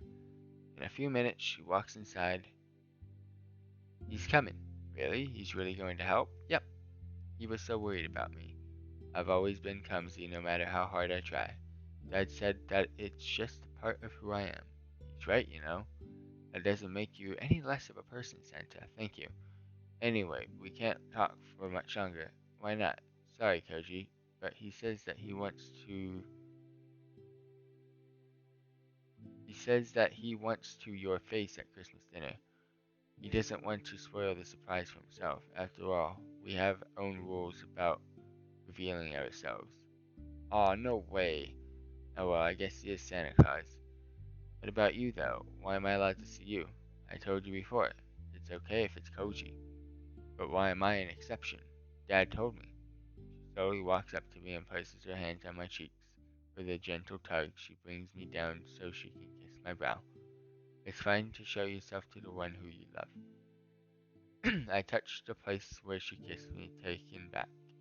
Her face says it all. This girl, so cute. She's cute to the point that I think I'm going to die of it. Why is my heart beating so fast? I did something strange, didn't I? No, it's fine. I pull her into a tight hug, as tight as I can make it. Nothing's wrong at all. She lets herself go still in my arms. Her eyes close and she gently wraps her arms around me in turn. The true spirit of Yuletide is not about giving or receiving, but freely giving because you want to. Who said that? The big guy? Yep, he said that you can only understand the true spirit of Yuletide when you give your heart to another. Give your heart to another, huh? Sorry, Koji, I want to spend more time with you, but Dad and I need to start working now. Okay, Santa, be at my apartment when you're done. Don't worry, it shouldn't take long. She leans over and whispers gently into my ear. We'll be together for Christmas Eve, Koji. Just you and me. I'm really nervous. I can't make my heart stop going so fast. That's normal, Santa. It is? I'm glad. I'm only human, like you said. She takes me by the hand and leads me out of her workshop. Well, see you soon, Koji. That's a promise. Please wait for me? Of course, Santa. I'll be waiting for you. Thank you, Koji. Closes the door of her workshop. I'm curious as to what the Claus family's old man looks like, but I guess that isn't happening today. I hope she'll be able to make her toys in time. Oof, I wonder how much longer we got, boys, because there's the other sections of the game that I want to try out too. Well, this is it. It's Christmas Eve, one of the single most important days of the year for me. I originally thought that I'd be completely alone for this day, and yet here I am feeling nervous about what's going to happen next. That's just normal when you're going on a date with a cute girl, right? Santa must be relieved right now. If she didn't call her dad, I don't think it would have gone well. It must be an enormous pressure to be one of the members of the Claus family. So many good children are hoping for her, each of them dreaming of the gift she'll deliver. The most important thing is to how Santa, how wonderful she is. Her clumsiness is part of her charm to me. I know that I said I would be careful. I should be careful, but I think I'm falling for her now. She's too cute, though, and too innocent. And so nice, just to top it off. The presents and the decorations and the Christmas cheer she spreads through this lifeless apartment. For that alone, she deserves a moment to herself. I'll make sure that she has as much fun as she can tonight. Since the events of yesterday, I'm left wondering how Santa is doing. I'm sure her old man is helping her sort things out. After all, he's the embodiment of the generosity. I should go visit her. With the precious snow globe she gave me, I'll be right there. Here I am before Santa's workshop, kind of nervous as to how things went. I know her father is a good man, but even with his help, did they make it? As I walk up to the front door, I feel a bit apprehensive about knocking. Did she pull it off? Is everything going to be okay for Christmas this year? I guess I'll only know if I knock. Hey Santa, are you here? Is everything okay? The door practically flies open. A joyous looking Santa greets me. Koji, Koji! Excited, she drags me into her workshop. Look, look! She points towards one of the corners of her workshop. In front of me is the single biggest pile of toys I have ever seen in my life. To say that it is the Titanic would not do it justice. She throws her arms around my neck and hugs me. We did it, Koshi. We really did it. Christmas is saved. She hops up and down with excitement. I couldn't have done it without your help. Really didn't do anything though, Santa. It was your old man and you. I just gave you a push. You have talent, Santa, and your clumsiness doesn't matter. I always thought that I was never as good as my brothers or sisters, but that's not important. I'm just glad that I was able to get everything done in time. She pauses for a moment. Listen, I've made some arrangements, and some of the siblings are going to cover delivery for me this year. You aren't going to do it? Not this time. Instead, I want to spend Christmas Eve with you, Koshi. She reaches out and slips her hand into mine, fingers slowly twining together. They understand. All of them know about you now. The whole family? Yep. We're all saying that you must be someone special. So the entire Claus family is aware of me now. I don't know how to feel about that. But what about your dad? We had a long talk about you. About the decorations, all the mishaps. Why would a father want to know about the lewd things I did with his daughter? I'm dead. I just know it. What does he think? He likes you. He likes me? Yep. He thoroughly approves of you too. No way. I'm in shock. Anyway, can we head out soon? I've completed all of my toys I need. I want to spend some time with you alone. It's okay, right, Kochi? You don't mind spending time with a girl as clumsy as me? Not at all. Clumsiness is a part of your charm, you know. Is it? You find me charming? That's right, I do. Who wouldn't find be charmed by some of the English is really bad in this game. It freaking throws me off a lot. Sometimes I read the sentences and I change the words. Someone as cute as you, Shanna. Cute? I'm cute. She grabs her cap and shoves her head into it. Don't look at my face, Koji. It's embarrassing. Oh, come on. I take her by the hand and begin to lead her out of the workshop. Holding hands. That's right, holding hands. Dad used to do this all the time with me. You don't mind though, do you? Not at all. Koji, let's have a lot of fun tonight. I want this to be a night we'll both remember. We'll remember it, I promise you that. I want to make a very memorable Christmas with you, Santa. Before I know it, she's the one leading me by the hand. We run through the winter snow, laughing all the way. That beautiful, smiling face. I could wake up to that every day and still smile. Oh, we're back here. Spend the whole day walking around together. I show all kinds of places around town. We're wandering around downtown, arm's length. It feels like it's meant to be. When I look at this cute girl beside me, I begin to question when I fell in love with her. I feel bad for Foxy, and Bunny girls. I've just completely ignored them. Like, that's kind of bad. With things like that, I guess your feeling can just escape your notice. They can just keep growing and growing, just out of sight. Koshi, look at the Christmas tree. With joy, she looks up at the city's sparkling Christmas tree. It glows against the dark sky. It's so nice. Christmas Eve is my favorite night. Flying over the sleepy little towns and the big cities, watching as the lights fade and people begin to wait for the arrival of Christmas. I know the feeling. Ooh. Anyone who has waited sleepless for Santa Claus to come, they can understand those feelings. It's the most magical time of the year. From shop to shop, we wander together. She tries out everything she can. She doesn't seem to care about the crowds at all. The entire time, I feel the warmth radiating from her. Right now, Santa is the happiest girl in the world. She lives for this one night of the year. Honestly, I'm not that sort of guy to blush, but I just can't handle how cute she's being right now. You know, Koji, your face has been very red. I'm just captured by your beauty, Santa. Her face darkens into the bold red of her outfit. Don't say such embarrassing things. I'm just being honest with how I feel. I don't dislike it, Koji. Can we go somewhere private, just you and me? Crowds are too big here. Absolutely. I lead her away from downtown and slip down a sleepy little street. Is this better? Much better. A quiet Christmas Eve. Something I've never known before. It's the first time in years that I've been able to relax like this. To think I'd be going on a date on Christmas Eve. My brothers and sisters all said that I'd do this one day, but I never thought it would happen. Now that I'm here, I don't know what to say. Just say whatever, Santa. There's no need to hold back around me. If you feel something, then just let it out. Okay, she looks so happy right now. I can't help but feel happy too. She wanders over to the nearby bench and sits down. Tilting her head back, she stares up into the sky. Tiny snowflakes drift through the cold winter air, dancing to the song of the breeze. Santa gazes up at them, smiling the entire time. Slowly, stretching her hand out, a few flakes fall into the palm of her hand. She looks so at home beneath this frozen sky.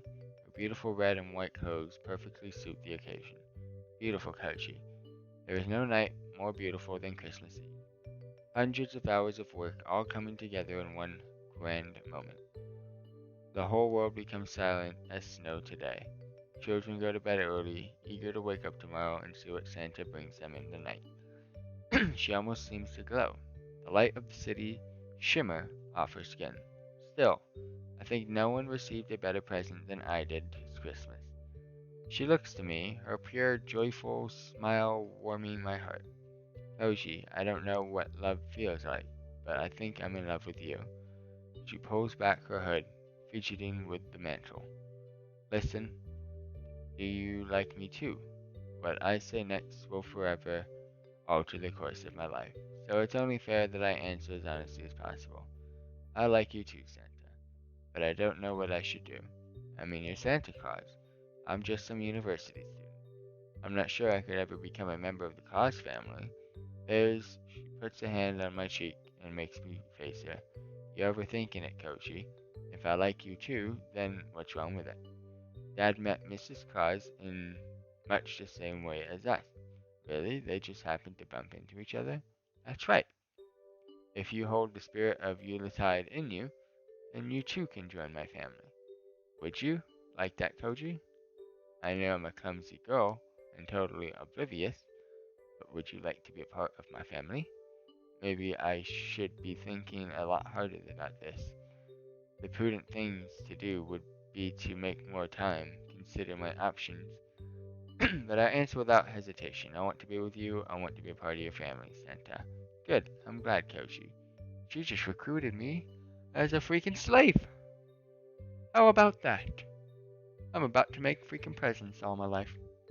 I'm down. She hums the tune of a familiar Christmas carol for a moment. We wish you a Merry Christmas, huh? Koji, there's one last present I want to give you for everything that you've done for me this Christmas. You don't owe me anything, Santa. That is the spirit of Yule. She stands up, taking me by the hand and pulling me to her. Without hesitation, her lips plant on mine. For the longest time, we just stand there. Soft lips feel so delicate on mine. When she pulls away, she's smiling. The spirit of Yuletide isn't about tit for tat, giving and receiving. It's about giving freely because you want to do it. That is my present to you this year, Koji. This is the spirit of Yuletide. She wraps her arms around my wrist. I love you, Koji, and the only thing I want for Christmas is you. I love you too, Santa. That's the last sentence I would have guessed I'd ever say in my entire life. Don't worry about it. Don't question why we were brought together. Let's just enjoy it while we can. She takes my hand and leads me through the crowd. Come on, there's still a whole night ahead of us. I want to enjoy as much Christmas Eve as I can. Can't help but smile as she eagerly starts forward. Tomorrow I'll take you to the North Pole for the Claus's family's Christmas dinner. Can't wait to show you the whole family. There's no doubt about it. I've fallen in love with Santa Claus. I don't know what's going to happen when Christmas is over, but as long as I'm with her, I'll be the happiest man on earth. Wait, what? No! You better have not done me like this. Merry Christmas from Wing Cloud. You better have not done me like this. Oh, no, no, no, no, no, no, no, no. You've just given me like scene after scene, section after section, story after story, leading it up to a slap in the face where we cannot go to the freaking Santa Claus Christmas family dinner. I want to see what happens next. What do you mean? How did they do this to me? Please tell me we get like a little end scene after this.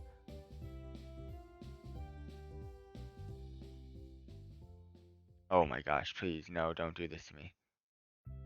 Oh my gosh, it's it. That's it. That's the whole game. Well, I'm gonna go to sleep tonight and dream about that. And I will come up with my own story with what happens, and it's gonna be goddamn good. Boom! You know what's going to go down in those dreams. Alright. We're going to skip as much as possible and get to the good spots. What happens if I just click skip? Oh, it goes, okay, so see what my parents are doing. Yeah, we're going to do the same thing. So skip it all the way until we get to another question.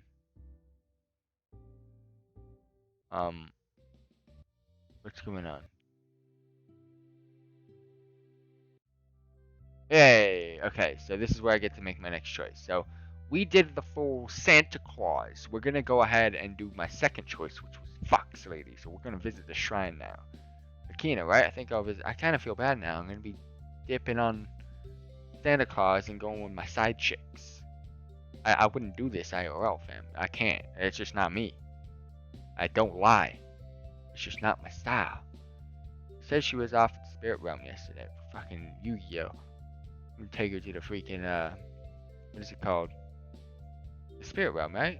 Isn't that what it was called? I don't know. You guys know what I'm talking about. But what she wanted to date? It's a little sudden, yeah. But yeah, I'll accept. So no reason not to leave now. Ooh, that took a while. Feels like the path was longer this time, but surely it didn't actually grow, right? The priest hobbles out to greet me. Oh, good to see you again. Akina told me about you. You know about her? Of course, it's my business to know her. Though normally I don't have people flirting with the spirit of the shrine. Visitors are rare, huh? Yes, but even so, it's the first time I've seen her take such an interest in someone. You must be a truly kind soul.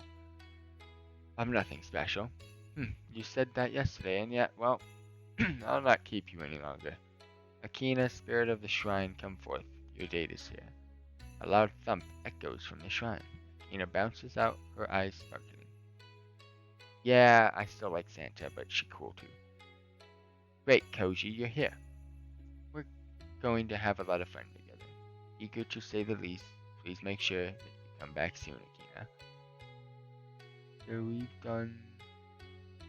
Oh, it's empty slots because I got it.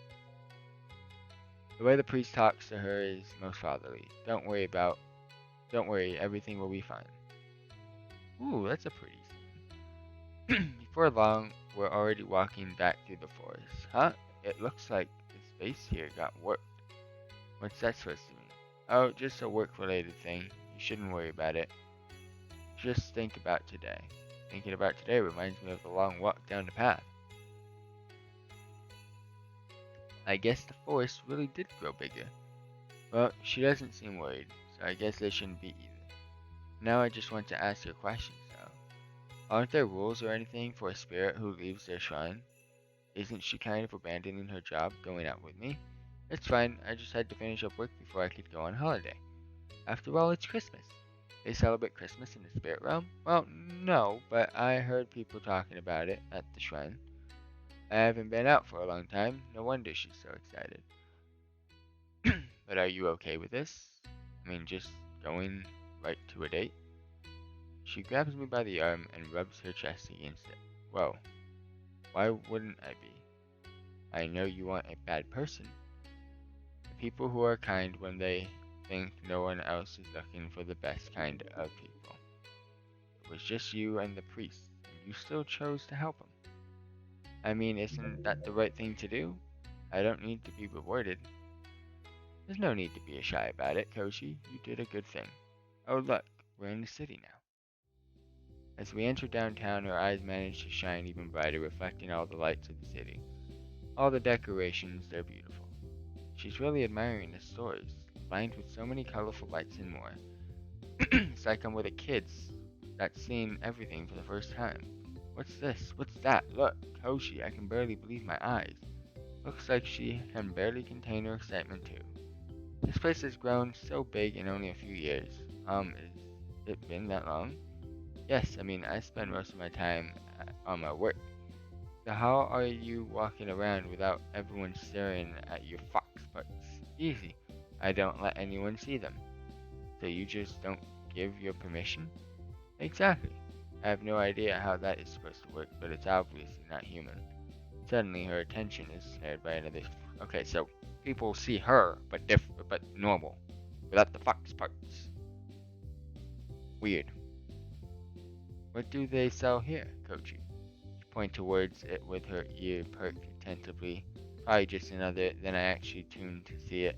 Nothing. They don't sell anything there. Nothing. They must sell something. How else would they stay in business? It's nothing you'd be interested in, really. How would I know that if I don't have a look? Let's just not go in there, okay? Her ears drop again and I feel like I kicked a puppy. Well, if Koji doesn't want, fine, let's just go. I'd feel manipulated, but I'm pretty sure the only one doing it is me. To myself. I can't resist that face. Really? It's okay? Yes, just let's go before I get second thoughts again, okay? She practically drags me into the building. Yay, let's go. I went to see everything. We enter the shop. A small shiver of dread goes down my spine. So it was basically the exact same thing we did with Santa Claus, but just straight go in there instead of teleportation. Akina's expression is puzzled to say the least. What is the nothing that they sell here, Koji? It's a lingerie shop. What's that? Why did I get? She's wearing kind of clothes. Did I get picked to be the tour guide to ladies' underthings? It's something you wear under your clothes. Oh, so that's supposed to feel cold under this kimono. Oh, she's wearing nothing. You mean you're not wearing any underwear? No, is it that weird? Very much so. Suddenly my thoughts are captured by the image of a breeze coming by and welcome out on the town with your boyfriend. The shop attendant suddenly comes into view. That's right. Wait, when did I become a boyfriend? So, what side of you do you want your boyfriend to see? Something wild, dark, innocent? Ina just tilts her head to the side. I don't really know yet. Well, let's just try things on and see what you like. I can tell you all about what's most popular right now. I feel awkward to say the least. But I did agree to go on a date with Akina, right? Yes, yes, tell me about everything new. Alright, I promise you it'll be cute or sexy, depending. They wander off deeper into the shop. That leaves me to wander around. Feels like everyone's staring at me. I probably look like some kind of weirdo. The attendant comes back, fortunately. Would you like to come with us to the dressing room? Sure. She's really straightforward, but I guess she does this all the time. Don't worry, I take my boyfriend lingerie shopping all the time. It's no big deal. Yeah, thanks. I don't exactly feel reassured, but it isn't like Akina is far. When I get there, she's still inside.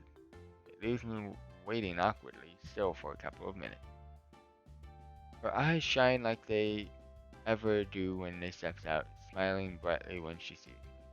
Did you, find something you like? And she grabs the edge of her kimono. Ah, shit, here we go again. Lifting it up, she shows me her pink panties, held on by barely their straps and marked by a cute bow. These ones, Koji. What do you think?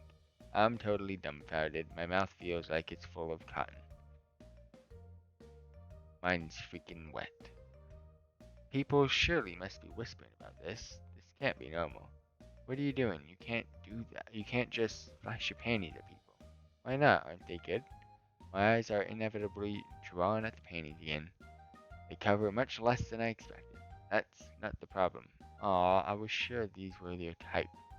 Not like that I dislike them, it's just you can't flash your panties in public like that, huh? Aren't you supposed to show your boyfriend these things? Not on the first date. Oh, I know. I should loosen them up a little. Huh? With agonizing slowness, she begins to tug on the straps.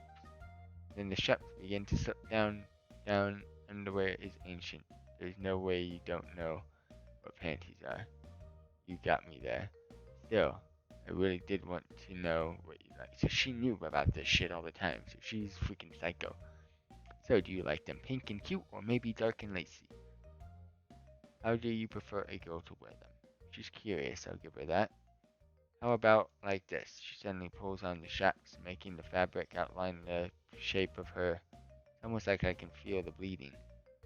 She stares, just drilling into my spine. Enough, you had your fun. Enough of what? She lets go of the straps, and they snap back into place. You cheeky fox. But no, seriously, do you like them? Force myself to look down over my embarrassment. I think they look good on you.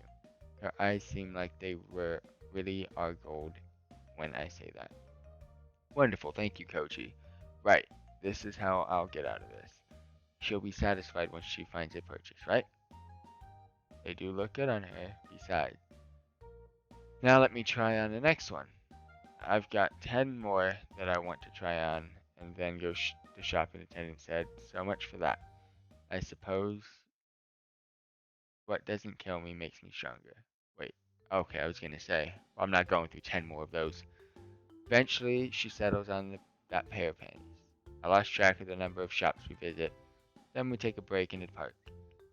I guess being a fox spirit pays well, because these shopping bags are getting heavy. You know, Koji, yeah? I wasn't kidding, I wasn't wearing any underwear. Does she just enjoy the breeze then? I guess she doesn't have any sense of modesty. So, you know what panties are, but you don't wear them. Right, it's much more comfy without them. Then why did you buy them now? Because you said you liked them. Her ears begin to falter again. Oh no. Maybe you were just saying that. Tell me the truth, Koji. How do they look? I wasn't lying. I really did like them. How did I get to talking with a fox spirit about modern underwear again? If I were still in high school, I wouldn't be able to speak for all of the embarrassment. I'm not sure how well I'm doing now, either, but I guess I can still talk.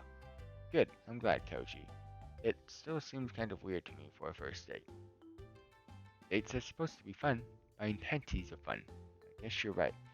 Though I'm not sure how much fun, or for who. What sort of place does she come from? Hey, Akina, are you really a spirit? Of course, see this tail? It flips from side to side. I mean, it could just be a costume prop. Oh, of course. Can I touch it? Her eyes widen in shock.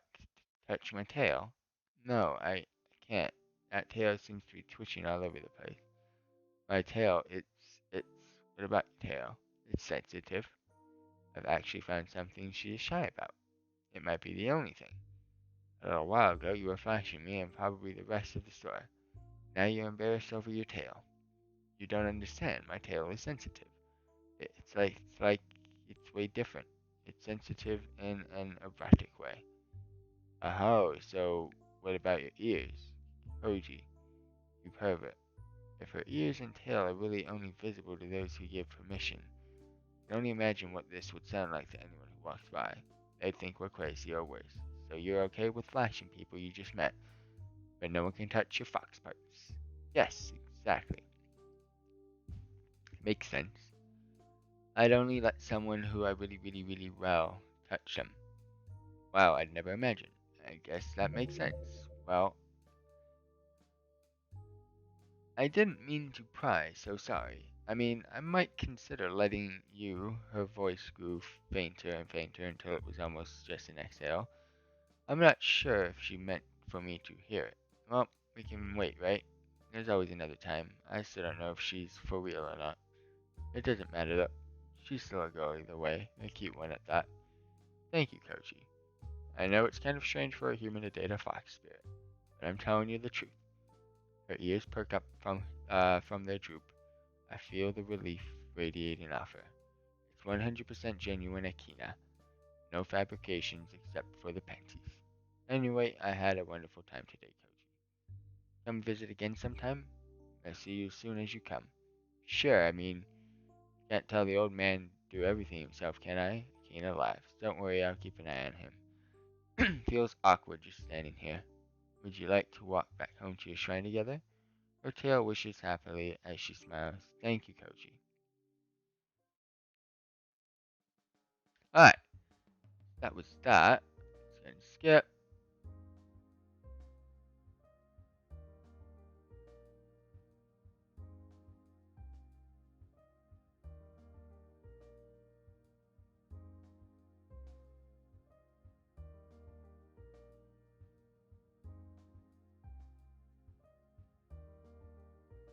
How does the brother freaking think what I'm saying? Santa Claus I can see kind of being something, but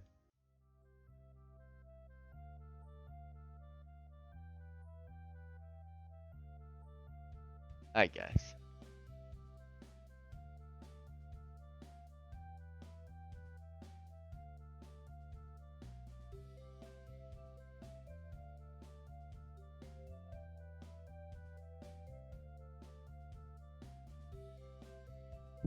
Alright, I want the next section. Alright, cool. So we're gonna go for a walk in the woods, because we've already done Santa Claus. We're doing freaking Akina story. Fox lady, fox spirit. Freaking Naruto. Uzumaki barrage. Let's go. The stereotype, I guess, but walking through the snowy woods, it's just like a winter wonderland. I used to walk through places like this all the time just before the snow melted away.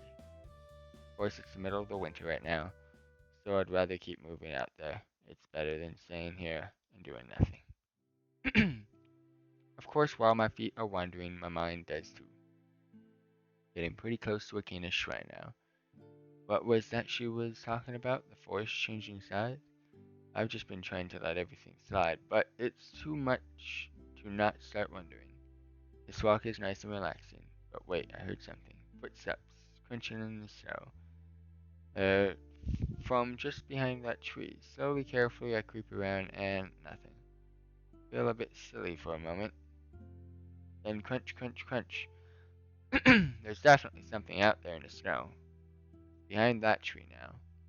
Check it around it without trying to be so sneaky. Nope, still no one there. That's when I hear a giggle between one of the trees. Okay, you can come out now. Hello, Koji. She's super shiny today. She's clever, or at least enough to outfox me. Good to see you. Since when do these woods belong to you? Actually, they are under my purview. I wasn't aware the spirit realm had a forestry department. Well, something like that. So why'd you come out here? Is it strange for someone to go for a walk? It's not like it's a freezing winter day. Not at all, walking is a wonderful idea. She must see my eyes gravitating downwards. Someone's thinking about what I'm wearing beneath this? It's the panties you bought me, of course. I'll show you anytime you want, Koji. Right. My absent-minded glance fixes to her clothes for a moment. Eventually I mention what I'm thinking. Aren't you cold in that kimono? Of course not. I'm warmed by my fluffy tail. How does that work? My tail is the source of my power, naturally, and that is how it can keep me warm. You were thinking of something else. If I wasn't, I am now. The idea of that tail tucked between her legs. Isn't your tail sensitive? Yes, why do you ask? I should stop. This fantasy is probably going down a dangerous path. Nothing, don't worry about it. You're pretty dirty-minded, Kochi. So says the fox lifting her kimono at the shop of a hat. That gets another giggle out of her. We'll be dirty together. That's an interesting way of putting it. Would you like to come back to the shrine? I can't have you freezing it on my watch. It's been getting pretty cold while we've been standing around. I could make you some hot tea if you like. I'd really like that actually. Then just come this way. I have plenty of ways to keep you warm. Shameless fox. I like the story of this fox too. They did a good job with this game. And I like how easy it is to see every single section. We're sitting on the steps of the shrine together. She has an elaborate tea set laid out. Hot tea is the best in a cold day. She hands me a steaming earthenware cup. Careful, it's hot. You don't want to burn yourself. And I've also noticed, so Santa had 3 sections and 3 storylines, each with a lewd portion of it. I'm assuming the fox is going to have 3 as well, so she has 2 more to go. We just did the first one. Thanks. Can't be that hot. Take a small sip. Instantly, I flinch back, nearly spilling some. Warned you, Koji. I know. I'm just kind of impatient. You need to learn to wait, Koji. After all, good things do come. She takes the tea from my hand, blowing gently over the cup a few times before handing it back. To those who wait. Feels like you could spend your entire life waiting for good things, though. Where does it stop?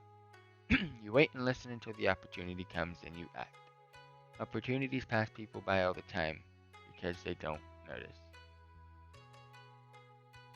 It's a matter of seizing them when you have the chance. Her expression, did I see this before, or did her expression just change? She's so forlorn looking. Akina sits there, staring off into the distance as steam wafts from the teacup in her hand. Akina, oh, where were we? Yes, Koji. I think your tea is ready now.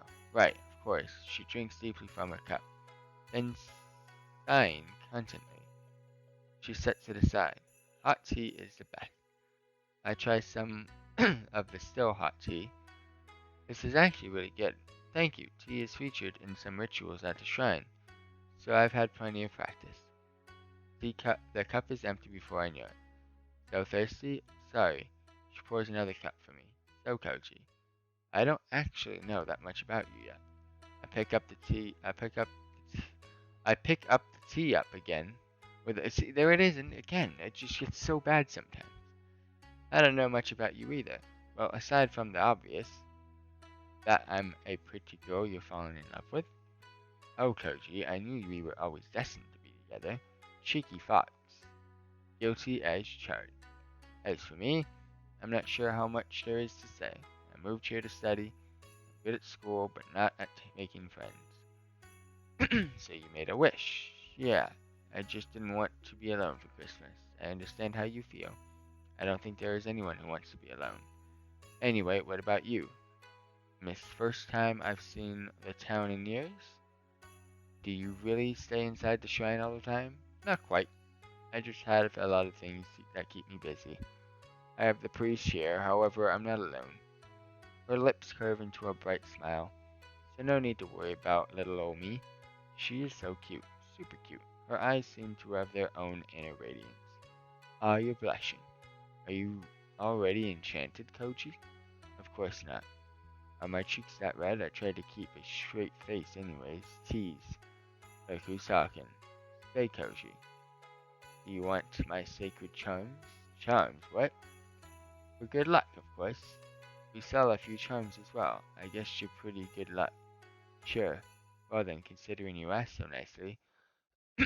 Why are her hands going into her kimono? Fuck, what's going on? How? How does this happen, team? What do you mean? With a roll of her shoulders, her impressive bust is exposed. Mostly in between her fingers, I see. There you go, Koji. There's a charm pressed against the peak of each breast. I've even added extra fortune to these charms just for you. There's just one catch, though. Which is it? You have to come and take them. You cheeky fox. She's playing games with me, but given that I would wind up grabbing them someone else, I don't think I mind. Someone's thinking about something other than good fortune. You're so dirty, Koji. You say that like anyone but a saint could resist. So you admit it. Just you wait. I'll get your charms yet. My hands move slowly and deliberately closer. Eyes seem to sparkle even more as she watches my movements. Then suddenly I pounce to grab. What happened? My hand closed on nothing but air. You've got to be faster than that. Hurry up and seize the opportunity before it passes. My hand shoots out again. Effortlessly, she sways to the right, her chest jiggle with the motion, side to side under her hands. Then she catches me staring. Did you forget about the Lucky Charms already? No, I'll get you. Try as I might, my hands whiff on nothing, again and again. It's like she's moving impossibly fast. She never stops giggling either. Oh, you're too fun to play with, Kochi. I'm sure you'll get lucky if you keep trying. I'm not sure if she wants me to miss and grab her chest, or if she's just having fun riling me up. Such a tease either way. Getting better, Koji. She's faster than me every time. Maybe I can outwit her. Am I? Akina's attention wavers long enough for me to make my attempt. Oh, you.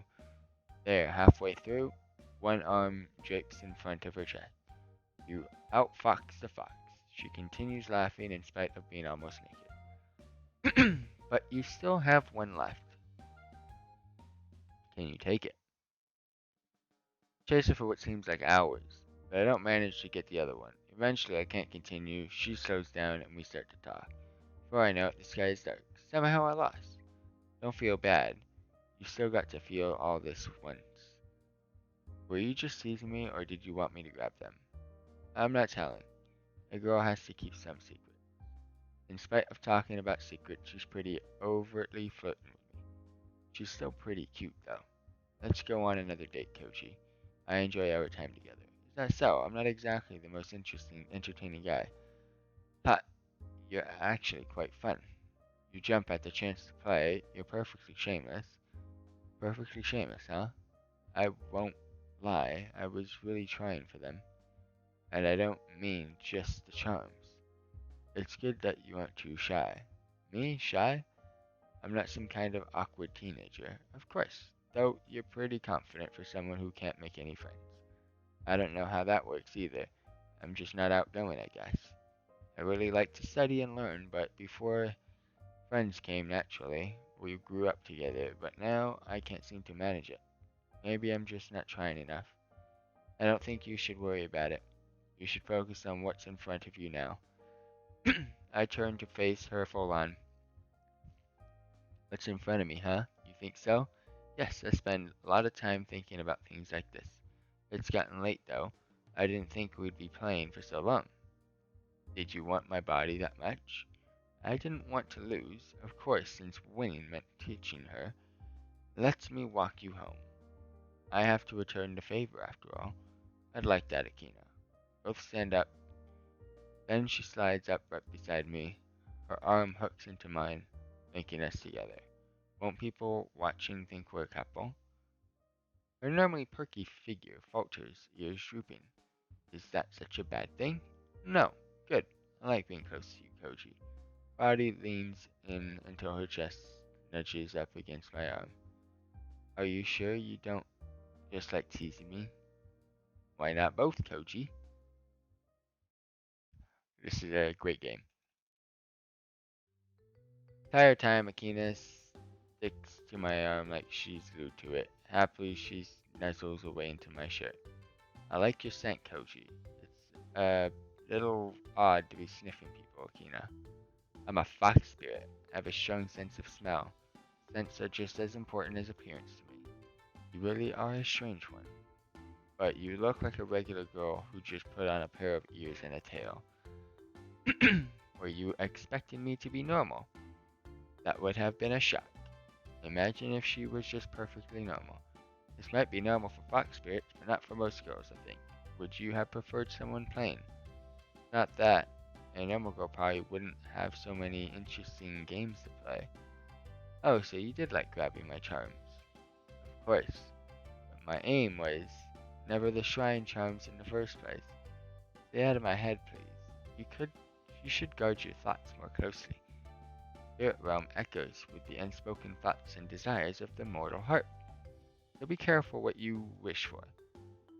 Hey, Just because I want something doesn't mean you should invade my privacy. That's like stealing from an unlocked house and blaming the person who owns it. But I wouldn't steal anything from you. Except your heart, of course. I thought you were a fox spirit, not a cannibal. Would it count as cannibalism since you're technically not human? I don't know. But I could eat something that belongs to you. Very subtle, cheeky fox. You left such an opening for me. The thief might be the one who committed the crime. This is hey man. I like this one though too. She's a little bit different. Should you really be leaving the door open for just anyone, right? Would you like more green tea, Koji? It's rather cold outside after all. Sure, that would. When I see the steaming teapot sitting on my table. Would you just bring those things with you like a normal person? Not at all. Not a normal person. So I have to do things in an abnormal way. Doing normal things isn't so bad. Our date the other day was... Wait, what happened there definitely wasn't normal. Looks like you remember something good. Thinking about those panties we bought together, Koji. She briefly flips the hem of her kimono at me. I see the flash of pink. If you want to see them, all you have to do is ask. You have no subtlety at all. She smooths out her kimono and strikes a regal pose. Now then, Koji. I must be leaving to the shrine. Thank you for spending time with me today. Wasn't my plan to, but I had fun anyway. No worries. I'll be visiting again, I promise. See you then, Koji. Quietly walks out to the front door. I swear she's really cute, even if she's just completely shameless.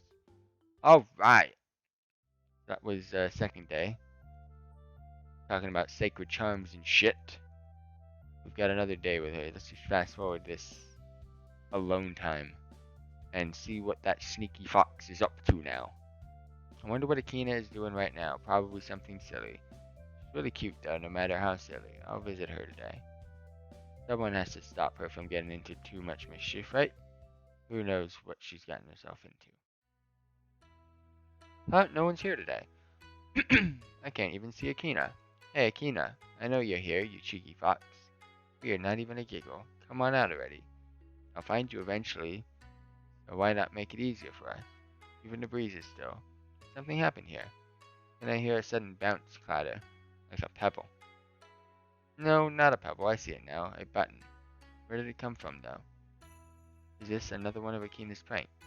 I wouldn't put it past her. Akina, come on, where are you? Koji! Can you tell me how this looks? Huh? How what looks? And Akina steps out into full view. Oh no, here we go again.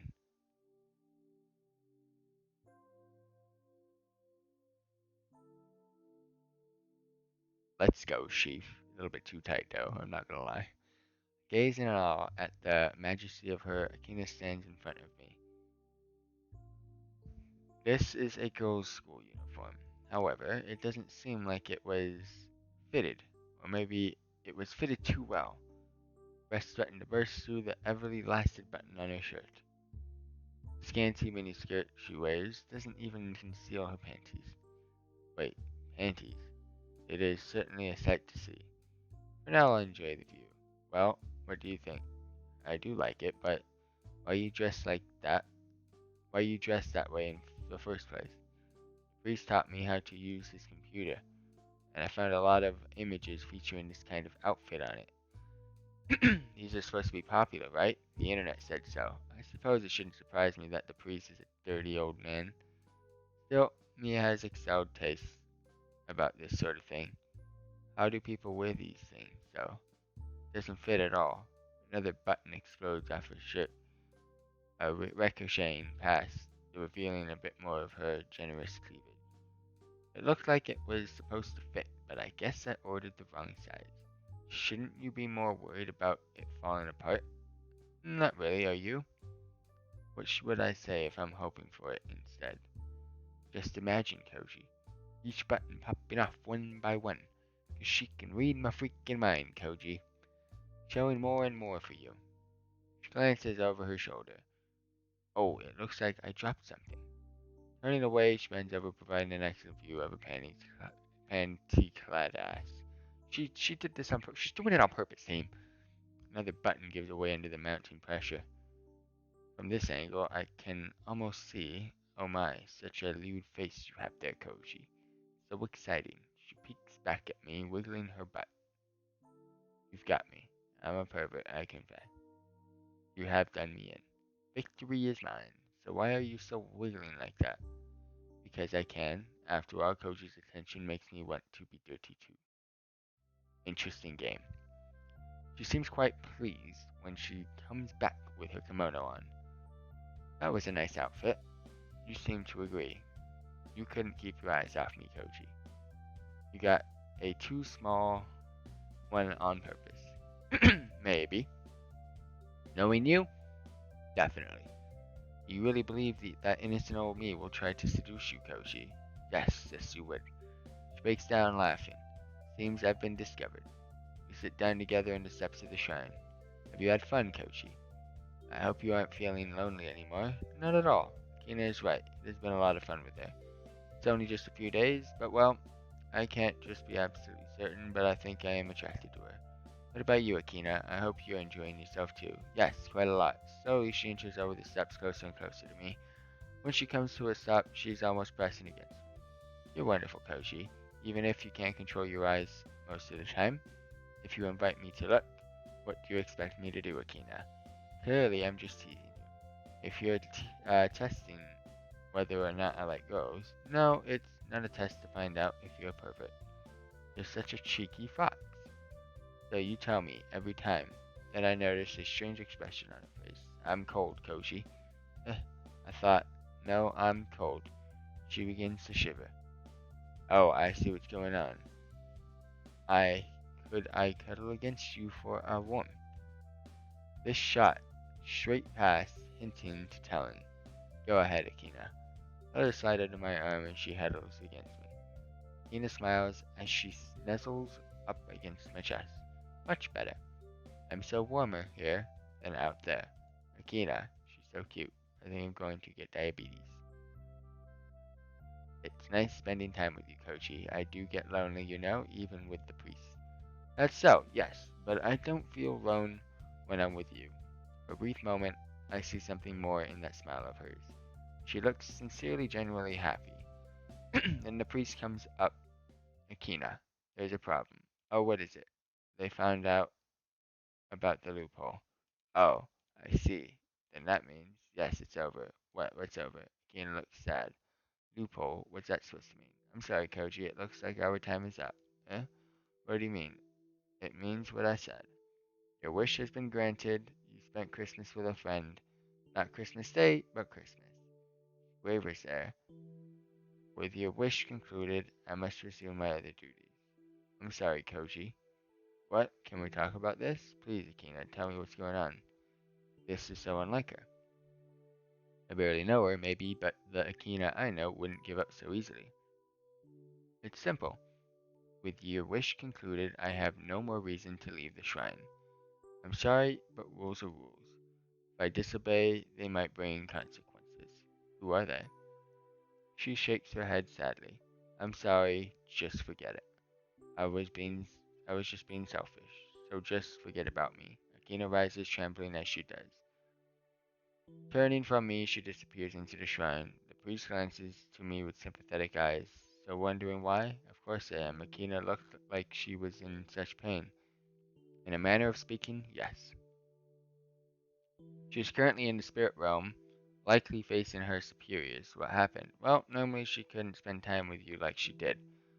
So she exploited a loophole. A loophole? What kind of loophole? Let me explain how Akina relates to this shrine and thus to you. He takes a seat at the step of the shrine, staring into the heavens. The spirit of the shrine has an absolute obligation to it. They must remain by it at all times. That's ridiculous. So that's why she hadn't seen the town in years. Yes, she was really excited to see what had changed when she had last gone. But now, who knows when she'll see it again? He lets go of a heavy sigh. This shrine isn't very popular, so she's not exactly high status. Spirit Realm thinks that because the shrine is poor, the spirit of it must be slacking off. Not exactly fair, but she did even have a choice. She volunteered for shrine duty, she told me. Yet I don't think she's adjusted well to it. Just because you know what you have to do doesn't mean you're ready to do it. She says she's fine, but she really seems lonely. I can relate. Who can relate? Woo! So what about this loophole you mentioned? You made a very open-ended wish, so she got to do a variety of things to fulfill it. She said to me I'd like to have a friend to spend Christmas with. See, so it wasn't just my wish. She was lonely as well. It's not your fault you didn't know. She was hiding it as best as she could. She just wanted to have fun with you what time she could squeeze out. So by using my wish to leave the shrine, she couldn't break the rules, but she could take a moment to forget her worries. But I don't think they're going to take kindly to this. I expect her new orders will to be to neither leave the shrine nor the forest. I didn't know any of this. She tried to keep me in the dark, but where is she now? I want to speak with her. Is that such a good idea? I'm not so sure that she wants to speak with you. What? Why not? Knowing Akina, she's probably going to feel guilty about being selfish. Whether she did right or wrong, she's going to do a lot of spirit searching for an answer. So I don't know what to tell you. There's not much any of us can do right now. Stands up and dusts off his robes. The only thing you can do for now is go home. But isn't there something I can do? I don't know either. Maybe you'll think of something, hmm? It feels like I'm giving up, but it's true that I won't be able to do anything if I freeze out here. Well, I don't know what I'm supposed to do from here. We made such great plans for Christmas. Now we can't do anything. This isn't fair for Akina. Absolutely none of this is fair. Yet, what can I do about it? She seemed to crestfallen when she heard the news. That's something I can't stand. All the time we were spending together, she was always playing tricks on me. The entire time she smiled innocently, even when she knew full well she was caught. I can't just sit here and do nothing, but I don't know what to do. I jam my fingers in the table when a small flash of silver catches my eye. Right, I keep forgetting. Spare change just keeps slipping through my fingers. I hate coins. I always end up with so many of them. They're always such a pain to handle, so I end up just throwing them in the wallet and never spending them. Then I end up with a gigantic pile of coins in my wallet and have to sit on top of it. I've lost count of the number of times I've lost feelings in my leg because of the fat wallet pressing against my artery. With a quick sweep over my apartment, I end up with a giant pile of metal on the table. I really do hate coins. Now that I think about it, the only thing I've ever used coins on are shrine donations. Right, this isn't the first time I've spent a while visiting shrines. Though, I hadn't met a spirit until now, so surely I have a bit of a favor of the spirit realms, right? Some built up good karma to spend. If I donate this giant pile in front of me as a sign of my goodwill, would they be willing to hear me out? It's worth a shot, isn't it? And I have all of these coins here that I don't want. The very reason I wanted to start shrine in the first place was because I had a few spare coins and not much to do. So what I have got to lose. Even if I can't convince them to let Akina go, then at the very best I'll show her that she has someone who cares. It's decided then. This pile of copper, nickel, and zinc will be emptied into their coffers. I hope the spirits aren't unreasonable, especially when fleeced with such a generous donation.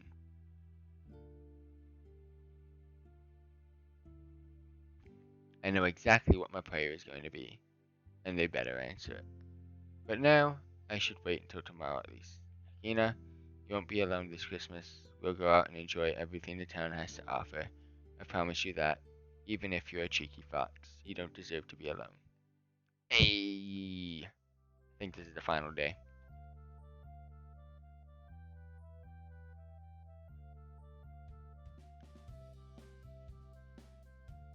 Just get me today, day. Make the offering. So today's the big day. I've worked out what I'm going to do for Akina. She doesn't deserve to be alone with Christmas. I want to take her downtown again to see the Christmas lights and enjoy the holiday. Imagining her shivering and alone at that shrine, it's not right. Yeah, she's a tease and a prankster, but this shouldn't happen, so I'm going to try and change it. The priest notices me quickly when I walk up to the shrine. So you have a plan? Yes, another wish. To exploit the loophole again? No, this time it will be different. The bag of coins jingles as I grab it. The priest seemed shocked when I pull it out. Pleasant sound. Hearing all those coins shaking and jingling against each other. It's a generous offering. Well, if I want Spirit Realm to hear my prayer, I think a generous offering is suitable, especially for this. Don't you agree? I suppose. If there's one thing I've learned, it's that everything is worth a shot. Go ahead and see if you can appeal to the spirits.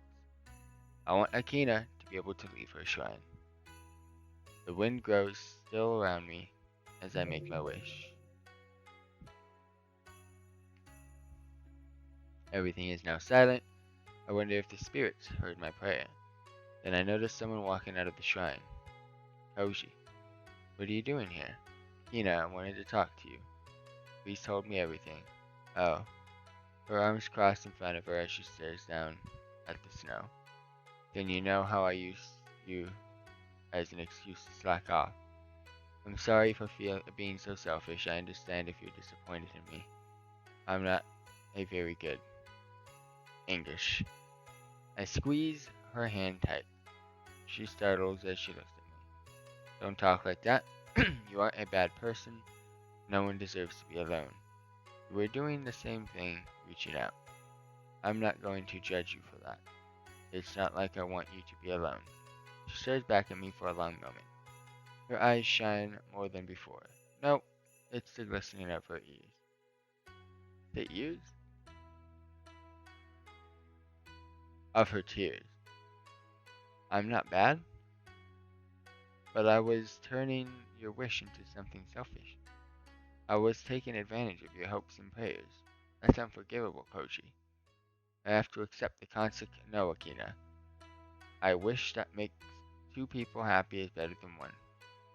You may have chosen to live at this shrine and put it above your own self, but now I want to do for you what you did for me. I want to make you happy if you'll let me, Akina. Fingers tense against mine, squeezing back. I'll let you, Koji. I see the old priest smiling out of the corner of my eye. They're watching, you know. Who? Spirits. After such an impatient plea, they couldn't ignore your wish, so it has been granted. Of course, she must still fulfill her duties at the shrine. I won't forget them. But I'm going to enjoy having some time away. Then what are we waiting for? I tug on her hand. Koji, don't you want to spend Christmas with me? We have a lot of things to do today, you know. Yes, you're right. Oh, can I try Christmas cake? I'll buy you 3. Do you have that much money left? Don't worry about me, okay? Okay. She runs into her shrine with a skip in her step. Come here tomorrow, Koji. I'll be waiting for you. Well, this is going to be a great Christmas Eve. Well, this is it. The Christmas Eve. One of the single most important days of the year. Originally thought I was going to be completely alone for this day. Okay, so it's the same thing. Skip it! Skip it! I mean, it talks about Akina, but it basically repeats what we just experienced. So, this is it. I'm at the shrine to take Akina out on Christmas Eve. My heart beats swifter than ever. I feel like an awkward teen. Why am I getting so nervous now? Is this love? How could it happen so fast? Was it fated to be this way? Damn, I'm so confused. I try breathing slowly to calm down. It's just another date, right? Surely nothing is. Then she steps out of the shrine. Her eyes shine like brilliant gold in the moonlight. Feels like she looks like right through me. And in them, I see her smile. Koji, she skips to my side, snagging the arm and tucking herself under it. Are you ready? Yeah, I am. Oh, Koji, are you alright? I can't imagine how she noticed my nervousness. I step aside and plunge my face into the snow. Koji, are you okay? It's fine. Just needed to cool off, right? Alright, I won't worry. Her tail is practically wagging. It's time, Koji. We should get moving if we want to enjoy Christmas Eve. Yeah. So lead the way. She asked me to lead, but I feel her tugging me ahead down the shrine steps. You two have fun. I'll keep an eye on things until you get back. Thank you, Mr. Priest, I think. This is going to be fantastic. I hope Akina enjoys it. The shops are open late tonight. Talk about dedication.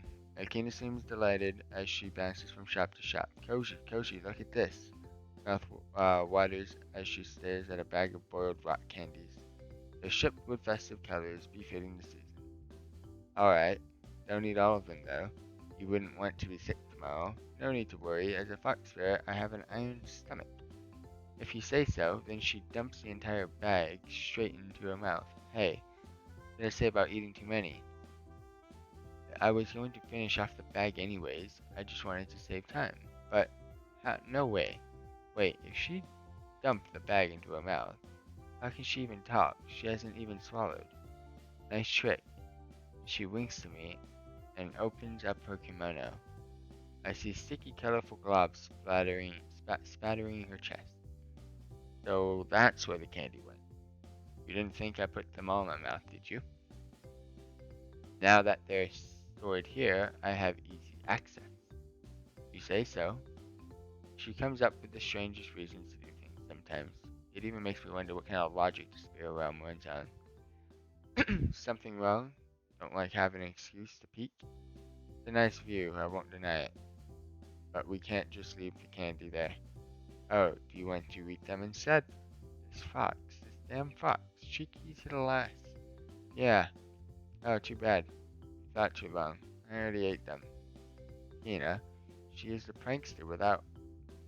Loki would be jealous of her level of mischievousness. Are fox spirits always this sneaky? Of course they are. You know what I am. Aren't we well known as tricksters? Then I noticed something hard pressing against the back of my ear. Turn only to see nothing there. Oh, Koji, you have something behind your ear? I reach back and find one of the rock candies there. How did she do that? She was standing still the entire time. I can only shake my head and chuckle. Alright, we have more to do. The night is over, though. Right? And she slips in to press against me once more. It's nice and warm when I'm this close, Koji. Her ears twitch. Twitch.tv/FTWitachiPlays. Let's go! As she rubs her cheek against my chest. I wish I could spend more time in your arms. It's sad that I have to leave them eventually. Akina, I'm right where you want me. You shouldn't spend all your time worrying about the end, when things have only just begun. It's Christmas Eve after all. Yeah, she nestles closer against me. You're right. Where next, Koji? And we pass the enormous Christmas tree downtown. What a magnificent tree. Much bigger than the one at the shrine. You have a Christmas tree at the shrine? Yep, I still need to get a present for the priest. What do you think he'd like for Christmas? That's a good question. What does he like? Well, Akina, you know him better than me. What do you think he'd enjoy? Well, he said that knowing I am happy is the perfect gift. That man, he's saint-like. I couldn't imagine. I would still like to get him a present, though. Well, what about a charm? A luck charm? Her eyes sparkle with delight. Oh, I didn't think of that. That's perfect, Koji. She bounces in place. I will give him the most powerful luck charm. He should have some good fortune of his own. I smiled at her. It's one thing to buy someone a gift, but when the gift is something so personal, Akina's charms are made by her, so there's something very special. I'll do that later tonight. I still want to enjoy the city with you, Koji. Together we continued to wander around downtown until late in the evening. Later that night, I escort Akina back to her shrine. She's been smiling all evening. I had a wonderful time, Koji. Thank you for being so nice, even after what I did. Hey, it's not like you did something wrong. Remember what I said. A wish that makes two people happy is better than just making one happy. Yes, you're right. She pauses at the top of the shrine step. Sit with me, Koji. Alright. Akina's bright red tail is lined with silver moonlight. She looks to me with the brightest smile I've ever seen. It's beautiful tonight, Koji.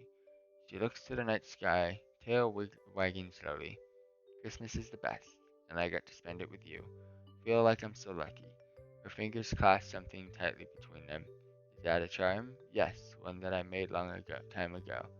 I held it into this entire time, never thinking that luck would come my way. It looks like all I had to do was wait. It's strange, things can stay the same for a long time, and then everything changes. I remember thinking the same thing over the past week. Yeah, I agree. I hope you had fun tonight, Koji. I haven't been on a date in a long time. How many dates does a fox spirit get to have? When you look after a shrine, I don't meet many people after all. But you met me, right? Yes, I met you, and for that I am grateful. Hina grows quiet for a long moment. Koji, she fidgets uncertainly with her hands. How do I say? I like you. You're so nice, Koji. Confident, teasing, playful now. Hina is something else, nervous. Is this? You've been kind the entire time, even when you had no reason to be. You deserve more than just one wish, even 1,000 wishes. I want to change all the misfortune in your life. Her face and her voice cracks with her emotion. I don't want to stay at the shrine, Koji. You don't have to stay here. I am going to ask to be released. It has been many, many centuries since I volunteered. How freaking old is she? Does she look like this forever? I think I ought to be done now. What will you do after? You get to just remain if you aren't bound to the shrine? What next? There are such beings as guardian spirits. They watch over the lives of mortals and bring them prosperity. Koji, she squeezes my arm tight, staring intently with those brilliant golden eyes. I want to be your guardian spirit. No matter where you go, no matter what you do, I want to be with you. I want to watch over you always. That is my wish from the very bottom of my heart. I wish to be with you, Koji. She reaches toward my head and gently kisses me on the lips. I love you, Koji. You love me too? There's no turning back. I have to answer her fully, honestly. Anything less wouldn't be fair. I am so happy I met you. I love you too. Yes. She melts down until she lays her head in my lap, ears twitching upwards at me. This cute girl with shining eyes. How did someone like me end up with someone like her? She really is from another world. Now, we're together. I will never be alone again. Perhaps it was destiny, Koji. Fated to fall in love and spend eternity together. Yeah, perhaps so. But eternity is a long time. Do you think you'll be able to put up with me forever? Love means you aren't a burden, but are always a blessing. I reach down to stroke through her hair. Koji, careful my ears. Right, sorry. I started to withdraw my hand, but she grabs it. No, Koji, it's okay if it's you. And so Christmas Eve ends with Akina falling asleep in my lap, as we watch the moon sail across the endless black sea, on the night I truly fell in love for the first time. Story number 2! We got one more to go. That was an interesting one. So she became a guardian spirit. I married one, and I got a guardian spirit for number 2. I have no clue what's going to happen for number 3, but both of these stories were absolutely amazing. They were super duper fun.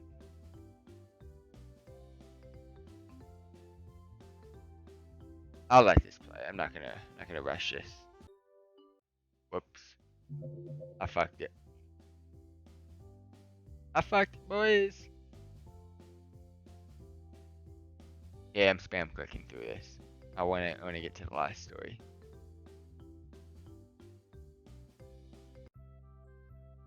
Alright. Well, we got one more to go, but I'm gonna go grab a drink. As you guys can tell, my throat getting dry from speaking for freaking 3 hours straight. So be right back.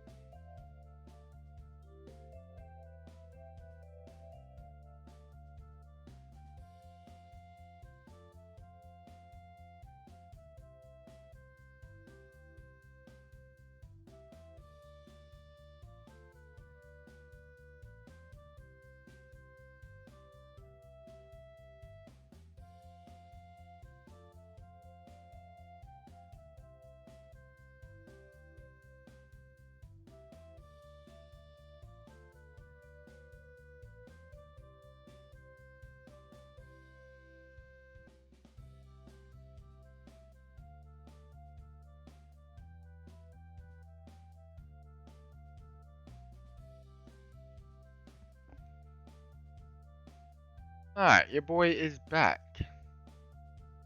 Alright, let's go ahead. Exact same thing. Just skip all the scenes. Do the ting. And check out all the interesting people that we're about to meet. What the hell? I think I still like Santa Claus over Akina. But yeah, we've done Akina, aka Fox Spirit. We've done Santa Claus, aka Santa. And now we're gonna go ahead and hit up Itsumi, who is our middle school friend, I believe. So yeah. I think I'll go visit Itsumi today. This is also story 3 of 3. So we're gonna find the whole thing and the whole ending and finish this up here. She needs help this week, right? I still have that flyer she gave me. It's just a short walk from my apartment. This should be fine. Though, didn't she say it was really busy? It's not as bad as I thought. It's clean, tidy, and some nice looking paintings. I think I've seen them somewhere before. I don't know where, but they seem familiar to me. I'm probably just imagining things. Then someone comes up to me. You must be Koji. Itsumi told me you'd be coming. She did? She said that you were reliable, which is exactly what we're going to need over Christmas. What days will you be able to show up for work? I'm not really that busy this week, but I don't know if I can make this a regular thing. Oh, have an inconsistent schedule? Yeah, there's some people I need to see this week. I've already seen them! Bro! I'd prefer someone who could be here consistently, but I suppose I'll take it. It's kind of a favor for Itsumi, so I don't mind doing it for free. I don't think you'll keep up that tune after, it should be tone, but it's tune, after you've seen the Christmas crowds. Rush hour is soon. Not usually during the day? No, it's not that. Rush hour starts when, let me guess, when Itsumi starts working? Correct. She really is popular, you know. At least you're being honest about your business tactics. A man has to do what he can to survive in the cutthroat world of food service. I'm not sure I'm comfortable with him using Itsumi like that. But she's been working here a long time, so I guess she's okay with it. Shall I get started then? Sure. Go to the back room, put on that uniform, get a bunch of spares back there, so you should be able to find something that fits right away. Back room. It feels odd to do a job like this. I mean, hospitality is something I've tried to avoid. Had a few jobs like this, and they've all left a bad taste in my mouth. Angry customers are one of the worst things you can deal with in any profession. Yet, here I am, at Isumi's request. Guess I'm just happy to have something to do, even if I complain. Where is that? Oh, here's the back room. I guess there's spare uniforms. Now then, better get changed.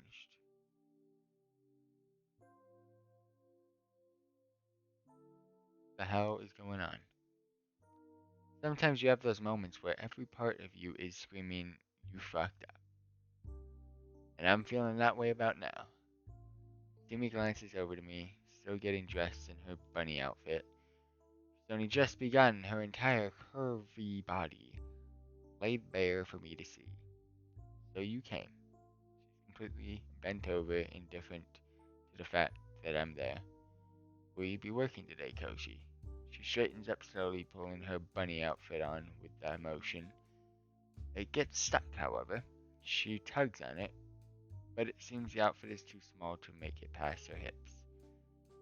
With great effort, she manages to force herself into it, and her curves fill out the lower half of the bunny outfit perfectly. She really has become a woman.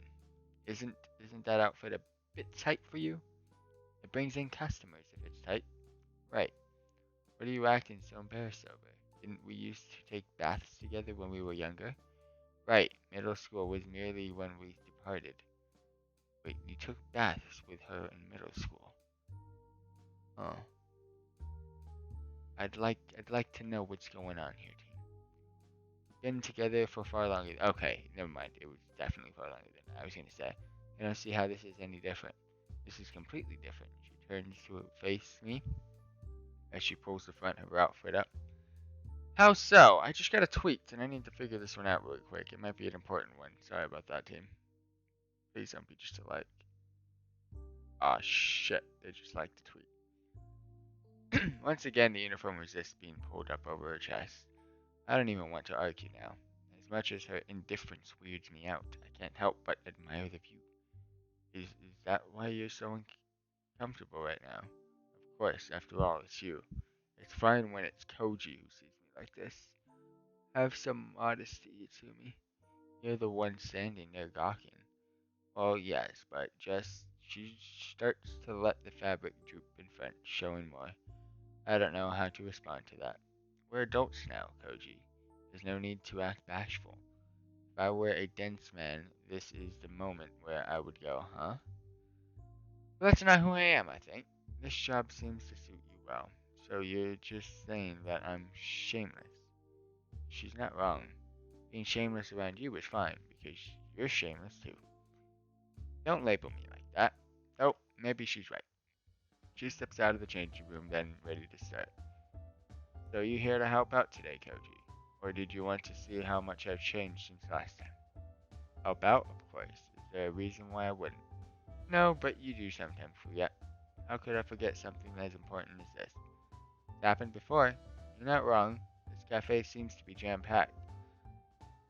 Of what? There's not one person sitting down. I told the owner about you. You could start working today if you like. We still haven't hit rush hour yet. I see. What do you want me to do, or need me to do? Wash dishes, serve tables, anything. I haven't worked in a cafe before, so I'll just have to try my best. Sure thing. So what will I be doing? Cleaning? Just wash dishes and wipe down tables. That's all you need to do. Make it sound so simple. It would be far from it, Kochi. Is it really going to be that bad? Been living alone for a while, so I'm fine with cleaning things. Then the ground starts to tremble and shake. Itsumi. Yes, Koshi? What was that? That is the sound of 1,000 feet walking towards us at the very moment. You know what that means? It means it's almost time to start work. Drops of cold sweat bead down my forehead. I have a bad feeling about this. You're not the only one. After one of the most nightmarish days of my life, I'm finally nearing the end of the shift. There's still a massive pile of dishes next to me. My hands are shaking as I continue to scrub, wash, and rinse dishes. Itsumi comes over to see how I'm doing. So that's what a typical day at the cafe is like. How are you holding up? I'm fine, I think. Honestly, I'm just putting on a brave front. I'm terrified of working here now. That's weird. Is that why your hands are trembling? Maybe. You should be more honest with yourself, Koshi. You don't have to force yourself if you don't want to continue here. Yeah, I'm gonna go back from a challenge. Besides, you asked me to come, so that's what I'm going to do. Well, thank you, Kochi. You were a big help today. Didn't really do much. The fact that you can handle these crowds is amazing. It's nothing really. If I didn't have your help, I would have been overwhelmed. I find that hard to believe, it seems. You handled it so well. Practice, I guess. You've had enough customers to not worry them. More or less. I've been working here for years after all. It's only natural that I got used to it. Anyway, work's done. I should go get changed. Are you planning on joining me again, Koshi? It's alright. Come on, don't be shy. Really, it's fine. Although she has a great figure, it makes me uncomfortable to see her like that. Don't know why. Suit yourself. As she wanders into the back room, I finally sit down for a moment. My arms are screaming. My back aches, and I still have all these dishes to deal with.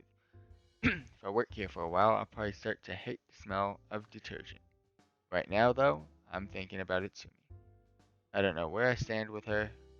With the way she acts around me, how could I possibly interpret it as anything except her being interested? No fully grown woman just flaunts her nudity in front of her friends like that. So maybe her feelings from middle school are still alright. Does she know that I knew how she felt? At the time, I knew we were going to different schools, so I didn't want to start anything and then have to be broken apart. I know that she used to read a lot of manga. She probably thinks of me as an oblivious harem protagonist. I never understand how the trope is supposed to work.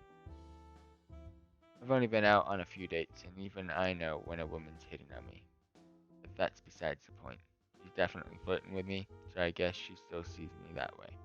Of course, I can't just act as an assumption. Best thing to do is probably to let things progress naturally. Maybe I'll ask her out on a date and see how things go from there. She seems really busy though. I wonder if I'll get to spend time with her at all. If she has to deal with these crowds every day, I can't help but wonder how much this cafe relies on her. Hey, she looks better. She looks more normal. She walks out in her casual clothes. I'm pretty tired after today, but I'd like to see your apartment sometime, Koji. Sure, Tsumi. It'd be nice to catch up. Yes. Anyway, see you next time. See you then. Both of us walk out of the cafe and part ways. What a day that was. Okay, so we reminiscing what we just did.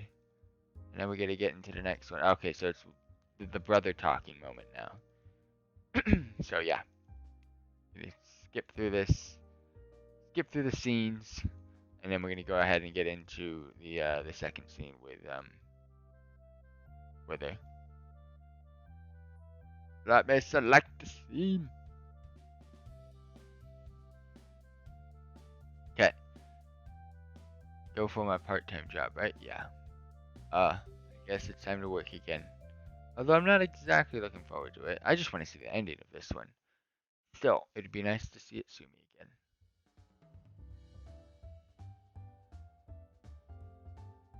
When your boy's done all of the parts, let's go.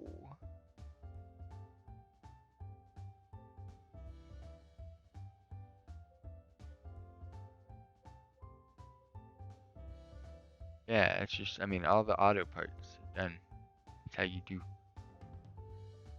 This time, Itsumi's already dressed up. She looks ready for the day. Oh, Koji. Ooh, she got her Christmas outfit on this time. Good to see you again. Good to see you too, Itsumi. That's an interesting outfit you have there. The Santa outfit. Very flattering one at that. I don't have to say what you're thinking, do I? Not at all. You really aren't any different from back then. You were the biggest pervert in the school. Those were just misunderstandings. Yes, misunderstandings. That is what you called them. Anyway, today's going to be another busy day. But the customers won't be here for a while yet. She sits down at one of the tables.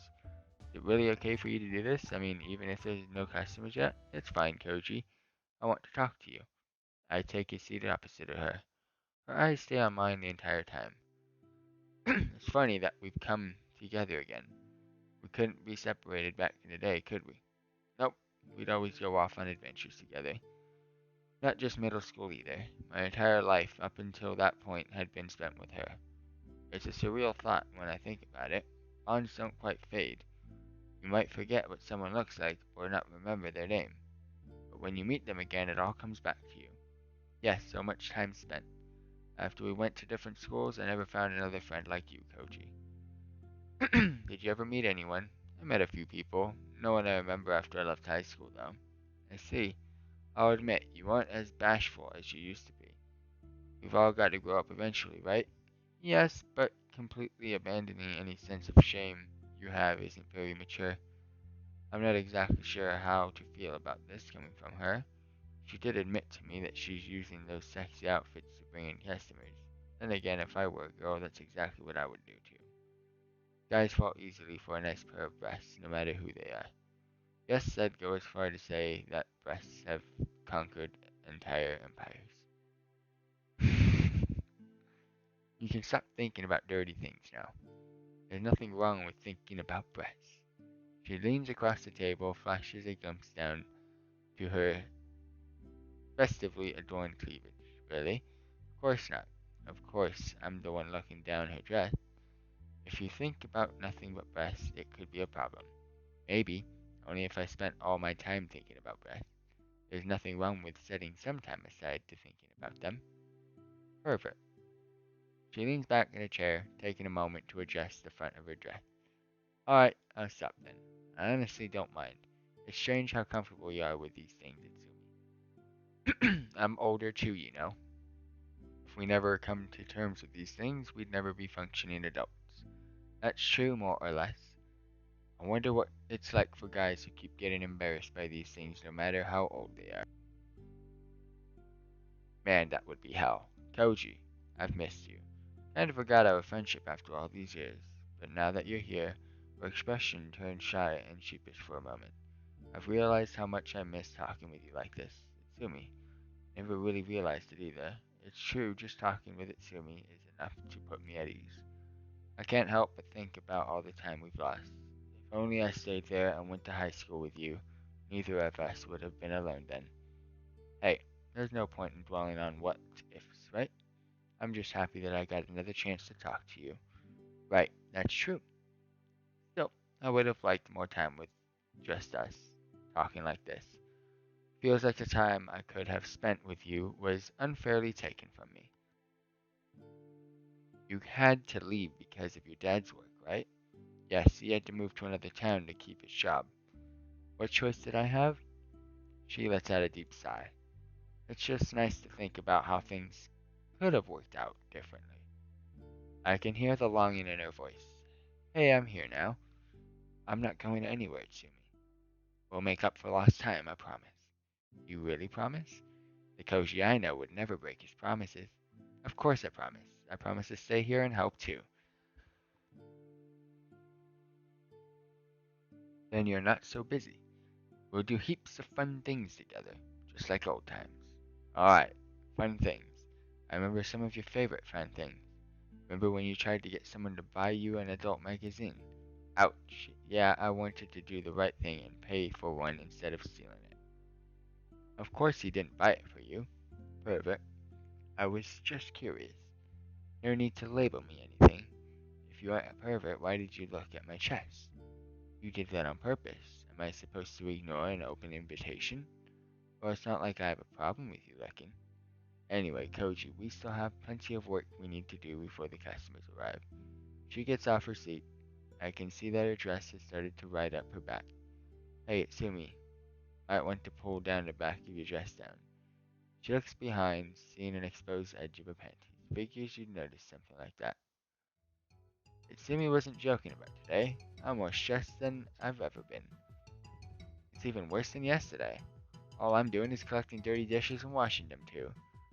How did she cope with this before? This is just insane. I'm stacking plates as high as I can. There's always more. There's always more glasses. There's always more everything. Yet the entire time one person stands out among the horde of customers. Yes, sir. I'll have your iced coffee shortly. Please be patient. Oh, you wanted an iced chocolate for your daughter. No problem. Her cool personality lets her keep a level head, no matter how fast to see her customers. It's almost mesmerizing to see her soothe the crowd as she passes by, no matter how angry the customers are from not getting their orders in a timely fashion. She's able to calm them down with only a few words. Please be patient, sir. You will have your drink shortly. Your food will be ready soon. When faced with a cool personality, the customers seem to become as calm as she is. How are you coping with the dishes, Koji? It's fine. Don't worry about me. I'm not fine. But I have to keep going. I said I would help out, so that's exactly what I'm going to do. You're doing well, Koji. Keep it up. Don't worry, I will. Sumi already has another tray of drinks out. How does she do this? Well, she does have several years of experience. She still amazes me. She used to be really clumsy for as long as I knew her, but now she has an almost cat-like grace. Then I see a ground is slippery. Wait, Itsumi. It's too late. Of course this would cause it. She loses her balance instantly. It's not as bad as the other ones, though.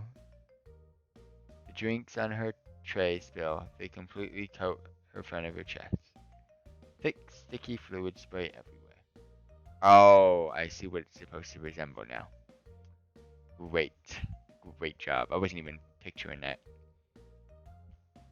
All over her face, her arms, her breasts. Her eyes go wide, shocked. She tries to wipe off her chest, but that only spreads it around more. Whatever was in those cups, it forms sticky, syrupy strands between her fingers that are white. That's not good. Must be working too hard. That's when I notice that the drinks are soaking through the front of her dress. She isn't wearing a bra underneath that outfit.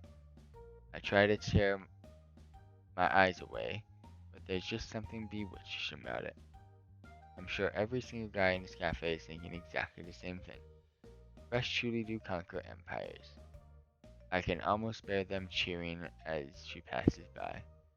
I have to help her. As much as I enjoy the view, I should do something to help her. She doesn't seem embarrassed in the slightest. I'm sorry, sir. I'll go get your drinks again. It will only take a moment. She puts up her tray and carries on as if nothing happened. But her dress remains soaked and see-through. The sugar from the drinks is growing sticky on her skin too, making it look even more. Itsumi, don't worry, they appear to be pleased by this. Yes, I'm going to worry. She pauses to look at me. It's only a few spilled drinks, Koji. You know that's not what I'm talking about. I look down again, able to see the peaks of her mountains. Would you like me to show them to you? No. Oh, you don't like my boobs. It's not that I don't like them. Look, get cleaned up and I'll take over in the meantime. Are you sure you want to do that? I look behind her in the roaring crowd.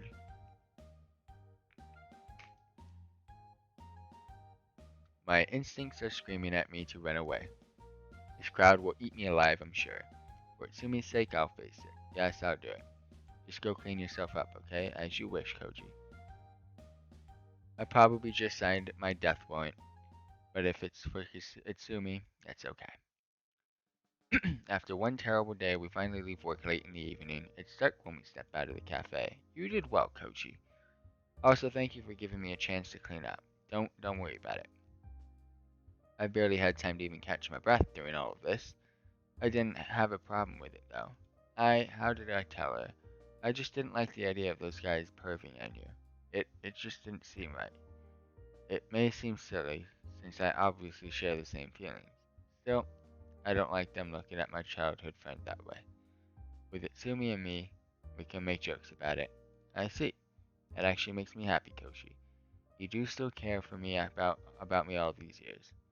Why wouldn't I care about you? I was worried you were just being polite. But it seems you really do care. She's uncertain too. I guess it's been a long time. Of course I care about you. Why wouldn't I, Itsumi? Feelings can change over time. That's just how life is. She scuffs her shoes on the sidewalk.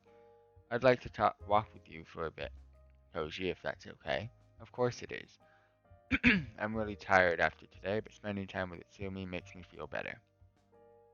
Lead the way then, Koji. As I stagger into my apartment, I collapse into the couch. What a day. Itsumi shortly follows me in. How are you still able to walk, Itsumi? Just practice, Koji. There's nothing you can't get used to. I can't imagine getting used to that. Just how tough is this girl? Today was a lot of fun, despite how hard it was. It's never really convincing when you say it's hard because you never seem tired. You've got to have a poker face when you're dealing with those crowds. They can smell your fear.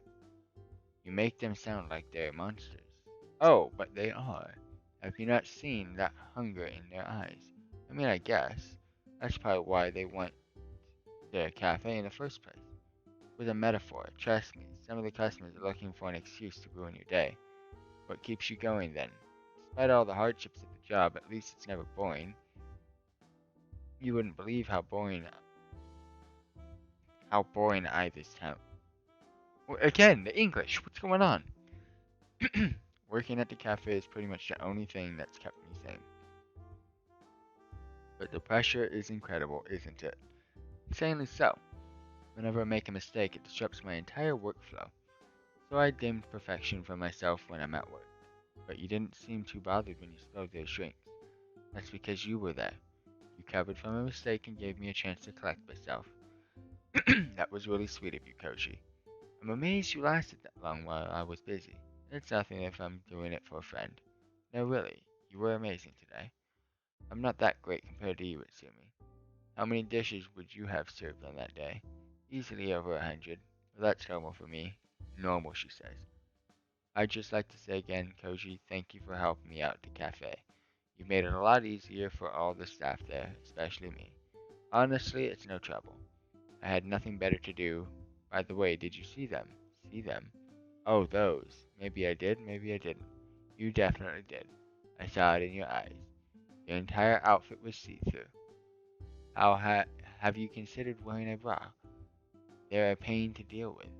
She was a real late bloomer, so I guess she doesn't like anything holding her back. Anyway, I really should get some rest. See you later, Koji. Until next time, Itsumi. She walks out of the apartment. I catch a glimpse of her skirt bobs up for a split second. Interesting. Here we go again.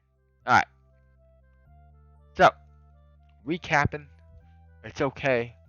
Got one more section to go, I think. Take a break from work. Stay at home.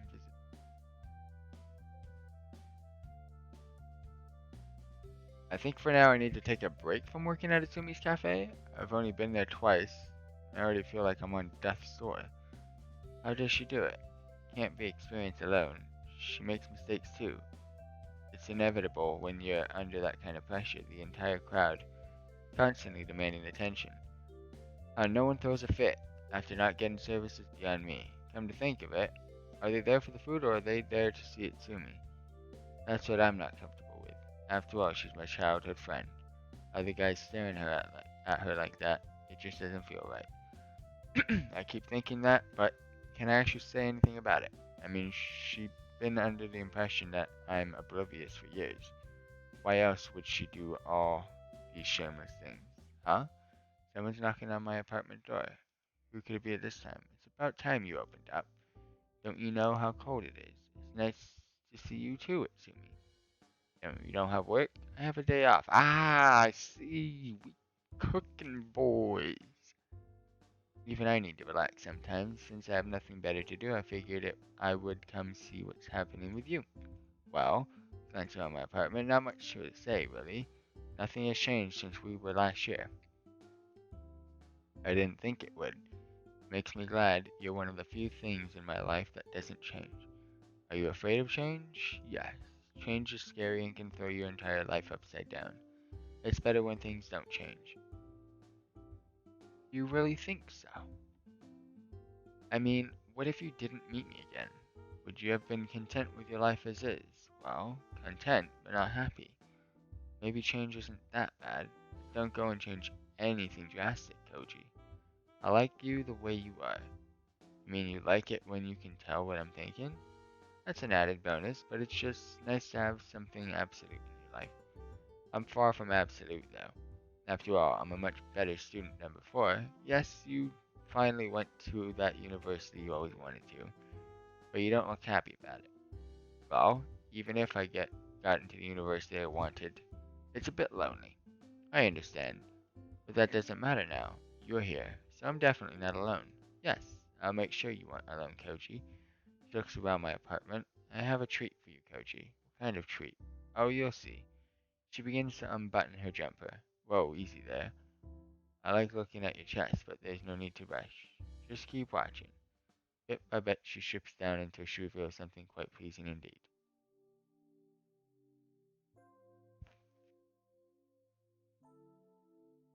It looks like a bathing suit, not gonna lie. What do you think? This was my high school. Oh, it is! When your boy's correct. It looks tight. Is that bad? No, not at all. You never got a chance to see me in it. Now you have as much as you want. I can't help but notice how badly the swimsuit is straining over her chest. Did they give you a smaller size at the start of high school? Yes, then I just grew and grew. I was wondering when it was going to happen. She pokes one of her breasts through the suit. I think I see one of the seams starting to split. Didn't you like school swimsuits?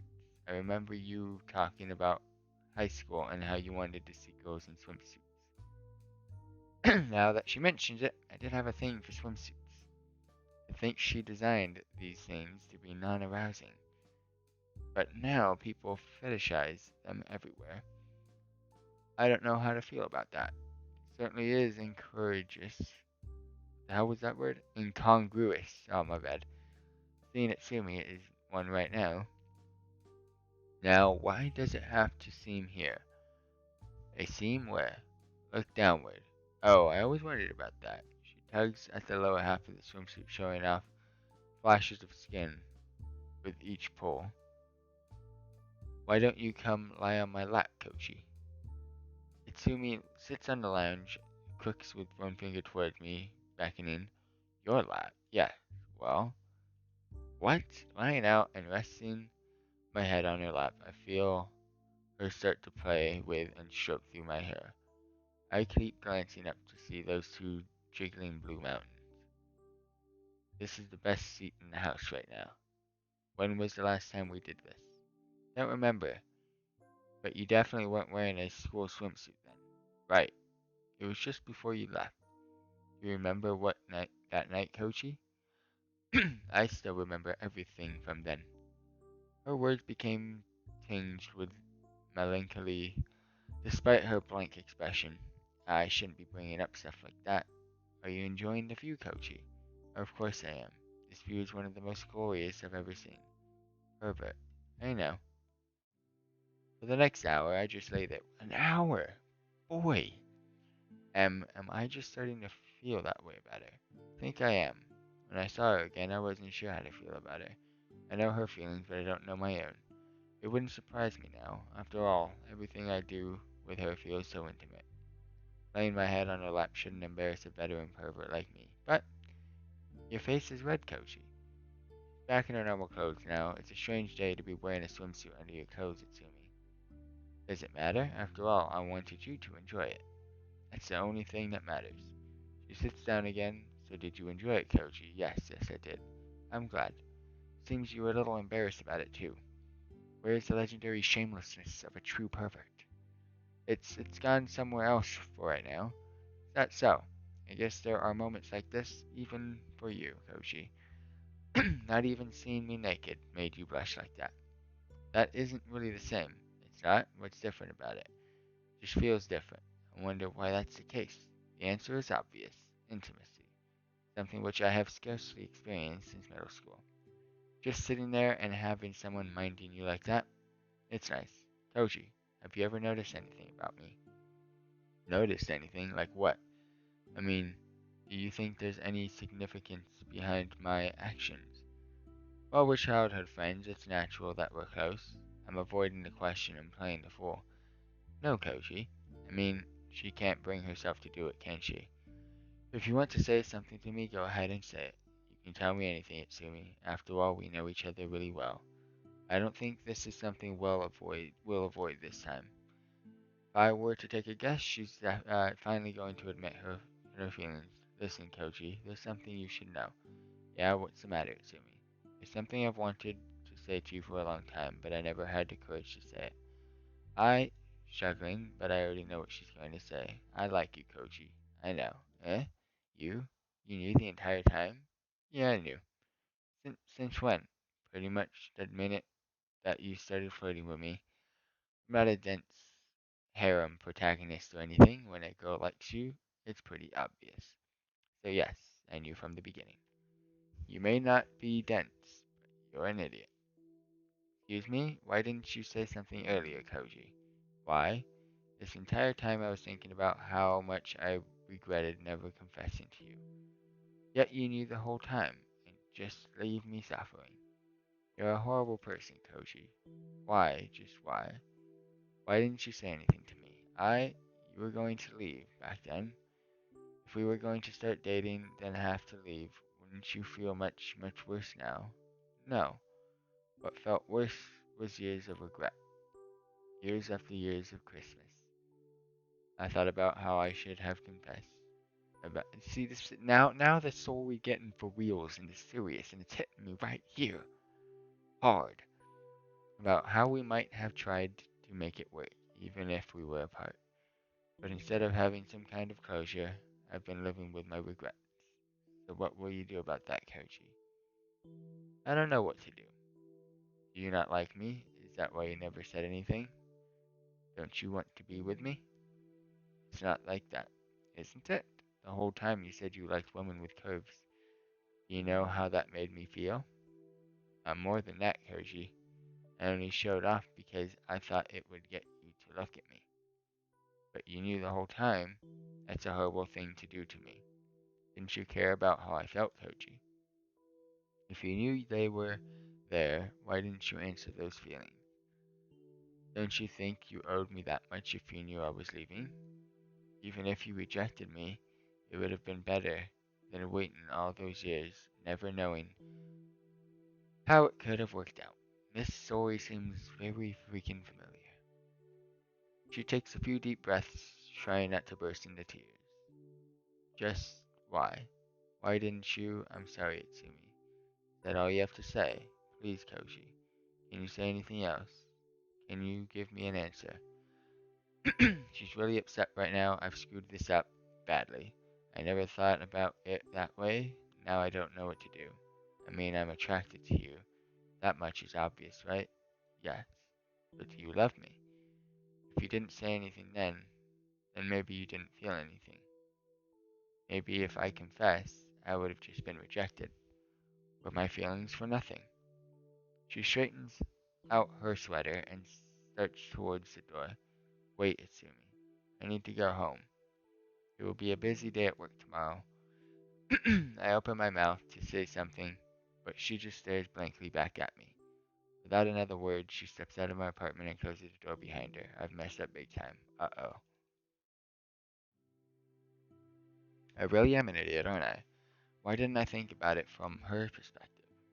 Wouldn't I feel the same way if I never confessed to a girl I like? Oh, hell no. Are we ending off on my own sorry team? Then she moved away, and then years after that happens, I meet her again, only for her to say to me that she knew how I felt the entire time. I think I'd be upset, especially if I spent a lot of time with them. Too late now, though. The question is, what am I going to do about this? I have to focus on the here and now, instead of sitting here and doing nothing. Sumi's mad at me the most she's ever been with anything. But I don't think it's over. No, we still have unfinished business. She seems like she desperately wants an answer through all the heartache. People can't just throw their feelings in the trash on a spur-of-the-moment decision. If anyone could, they probably wouldn't fall in love in the first place. She carried those feelings around for her years and years.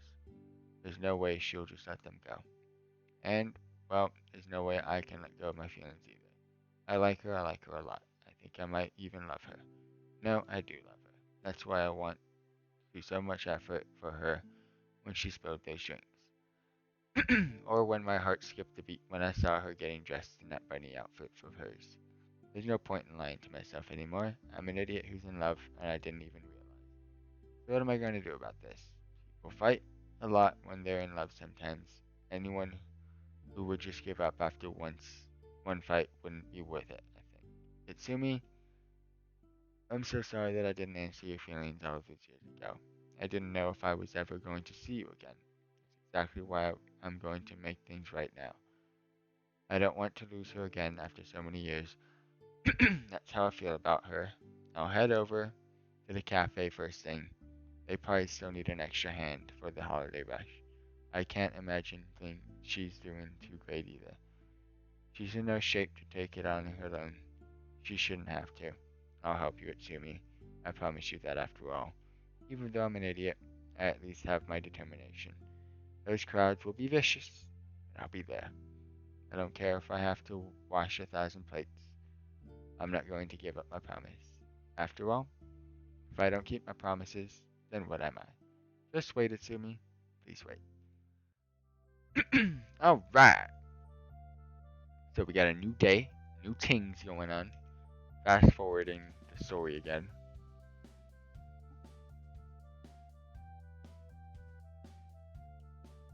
Settle things with Itsumi. I think this is the last one. Should be. Alright. Psyched myself up for this. It's going to take a lot of courage for me to go back. So I have to do it. Itsumi, I won't leave you to face Christmas all alone. I promise, after all. I wander into the cafe. I see a familiar figure standing by a table. Itsumi is holding a drink tray close to her chest, her fingers digging into its hard surface. She turns around and sees me. For a moment, she seems to be at a loss for words. What are you doing here, Koji? I said I'd help, didn't I? Even an idiot has to keep his promises. I have no say in whether or not you can work here, so do as you wish. Then I'm going to help my friend. She offers no response. The day goes busier and busier. Yet this time, I keep pace the whole way. Sumi is getting dishes out faster than the customers can order them. The entire time she tries her best not to look at me. You did something to upset her, huh? The cafe owner is looking over my shoulder as I continue to clean the dishes. We had a fight, yeah. I want to make things right. Do that soon, would you? It's affecting business. She's been down. I've noticed. When you can read her feelings, you know something is wrong. So whatever you did, you better fix it, Koji. That girl is completely lost right now. Right, I do my best. Sumi passes by at the moment. She's trembling with every step. Sumi, please, hear me out when you have the chance. Fine. She doesn't say anything else. Instead, she focuses on the job and keeps the dishes flowing out of the kitchen. Eventually, the crowds die down and we have the time to actually talk. We sit down across from each other. Sumi still looks shaken. I barely know what to say. For a moment, we just drink in the awkwardness, unsure what to do. Eventually, Sumi breaks the silence. Why did you come back? Because I wanted to answer your feelings. You're right. I was being indecisive. But I'm going to tell you now. I like you, Sumi. And I admit, I regretted I never said anything too. Do you? Do you really mean it? Are you just telling me what I want to hear, Koji? Why would I do that? I know you can see right through me. I can't lie to you. You know I'm telling the truth. Yes, I'd know right away if you were lying. That's right. That's how well I know you. She leans over and puts her face down on the table. Just, Koji, it's hard to just forget. It's not as simple as just saying sorry and that you want to make things right. You have to prove it. That's why I'm here. I was scared of facing you again, but I knew I had to do it. You were suffering. I saw it in your face, in your actions. I know saying sorry isn't good enough, but I want to do my best. I can see her tearing up a bit. Koji, I really do love you, and it really hurt when I said those things to you yesterday, but that's how I felt. I wanted you to notice me, but you saw the whole time and just chose to say nothing. I know. I thought about it. I realized that if someone knew my feelings but never answered, I'd be angry too. You didn't do anything wrong, Itsumi. Even so, I was being harsh. It's okay, couples fight all the time, don't they? But we are a couple. I reach across the table and take hold of her hand. Then why don't we change that, Itsumi? For the first time in her life, she actually looks embarrassed. I finally cut through her apathetic personality. I I wouldn't dislike that. Actually, I'd really like it. I can feel her fingers slip between mine. After all, we've known each other for so long, haven't we? That's right. Who would make a better couple than us? She was upset, but now I can see a gentle smile forming. I've been waiting a long time for you to say that to me. Thank you, Kochi. So, are we going to spend Christmas Eve together? Absolutely. It'll be our first date. I find it so strange to be saying that.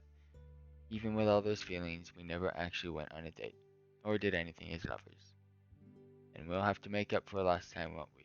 Yes, we will. She stands up from the table, brushing the tears away from her eyes.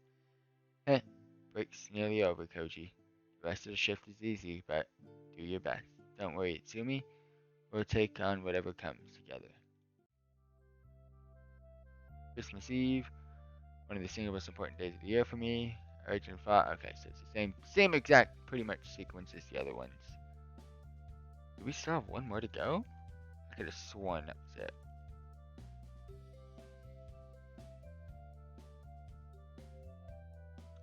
Alright, here we go. Hey Koji, hey Itsumi. Not dressing up for the night? Nope, I do enough of that at work. And I only want to be looking at me tonight. Seems like she really means that too. This night is just for us, so let's make the most of it. Feels weird.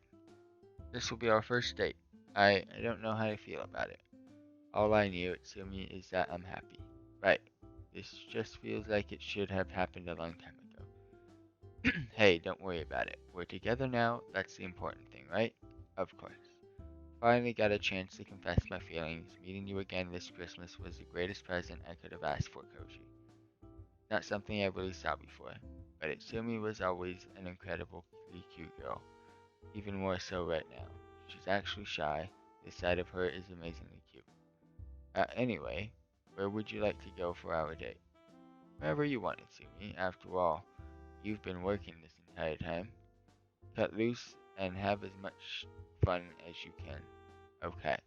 I don't know where I want to go, so let's just walk around downtown and see what we find. Sounds great to me. She takes a step to stand right next to me. Slowly she leans into me until she's resting on my shoulder. Her hands slip into mine. I don't understand. Why was it so hard to do that?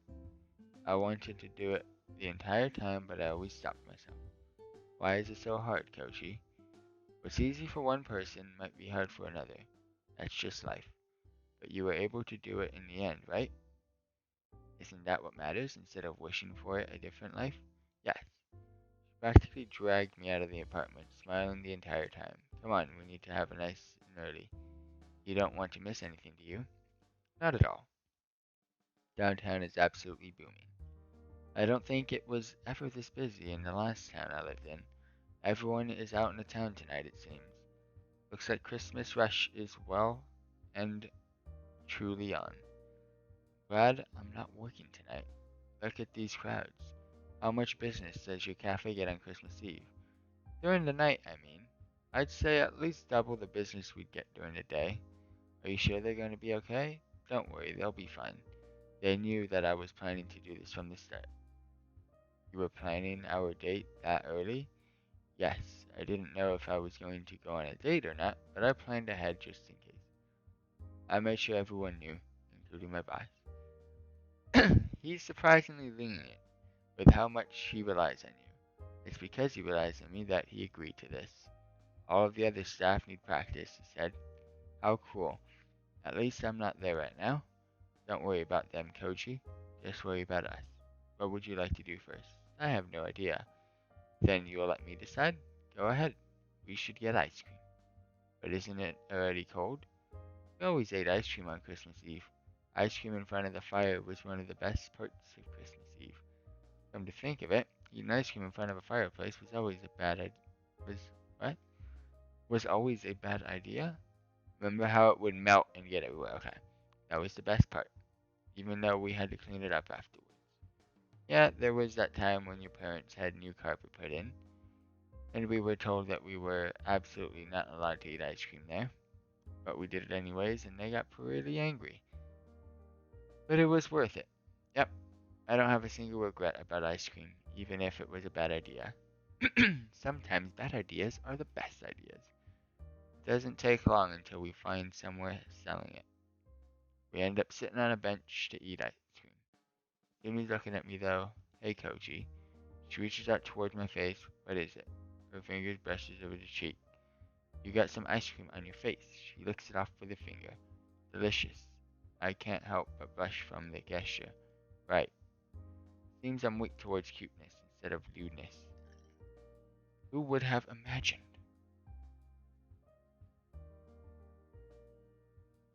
Ooh. What are you so embarrassed over, you pervert? Can't handle being touched by your childhood friend? Hey, I'm not embarrassed at all. I know when you're lying. There's no need to be bashful around me, Koji. We're adults, aren't we? Yeah, right. I still can't help but feel nervous. At first she was shy, but now she's becoming incredibly confident. Is she really already comfortable with the idea of dating me? Don't forget to finish your ice cream. You can't spend the whole night lost in thought. Right, right. We finish and Itsumi looks very pleased. Ice cream during Christmas still tastes as great as ever. Don't you think, Koji? Now that she mentions it, I did enjoy that. I don't think I've ever had ice cream during Christmas since I saw you. Itsumi shakes her head. Don't dwell on the past, you told me that. Here and now is what matters. Come on, let's go have a look at the Christmas tree. She shakes me by my hand and tugs me off the bench. Okay, so this is the end. They always do like that little scenery type of thing for the ending, so. In front of the brilliant Christmas tree downtown, Itsumi smiles. Her face reminds me of how it used to smile every Christmas Eve. It's in a moment that I realize why I love her so much. The shimmering lights of the Christmas tree dance around her, giving her an almost angelic appearance. For a moment, I'm lost in how beautiful she looks. Gently squeezing my hand, she guides me through the crowd. Eventually, we stop right in front of the Christmas tree. Her eyes lock onto mine. You have beautiful eyes, Kochi. Has anyone ever told you that? Can't say they have. Why? When we first met, that's the first thing I noticed about you. They say that eyes are windows into the soul, and I liked what I saw in yours. They were truly beautiful. They are truly beautiful.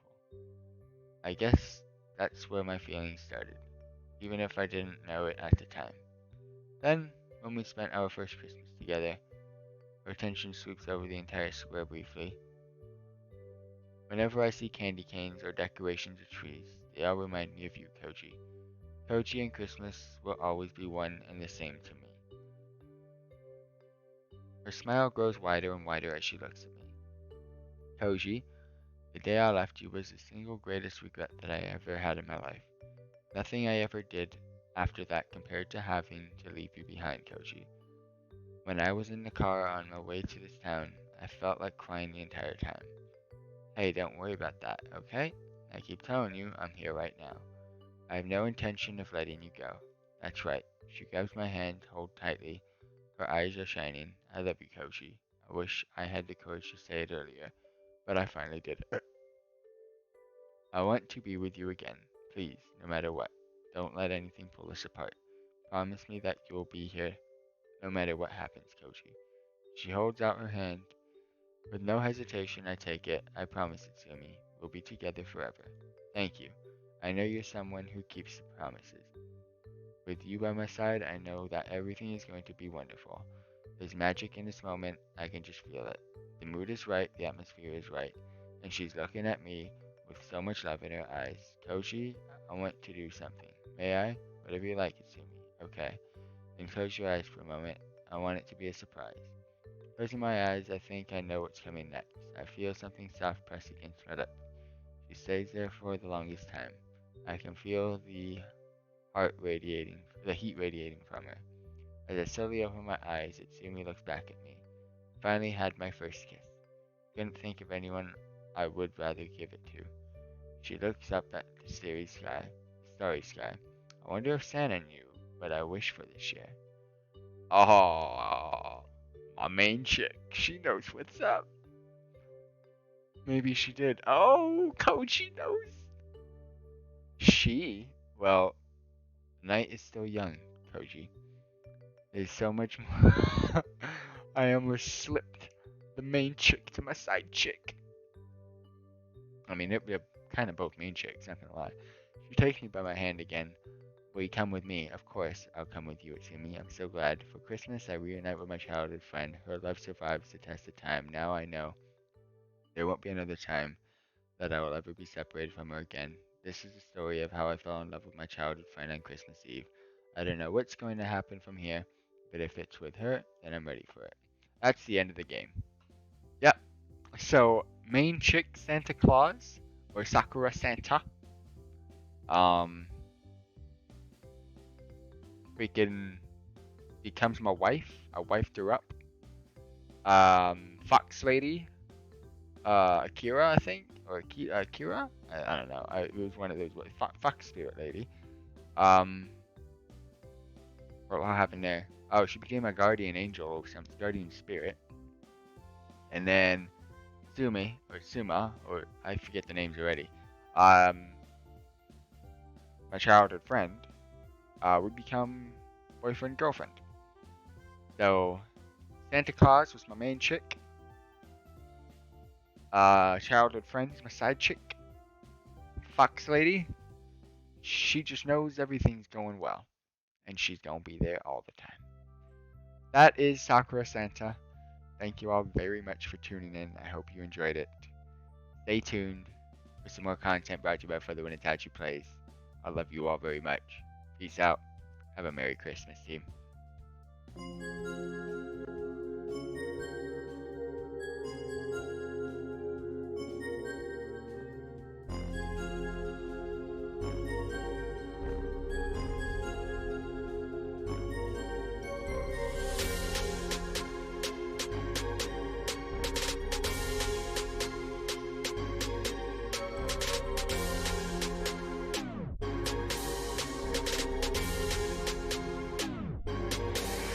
on the chat.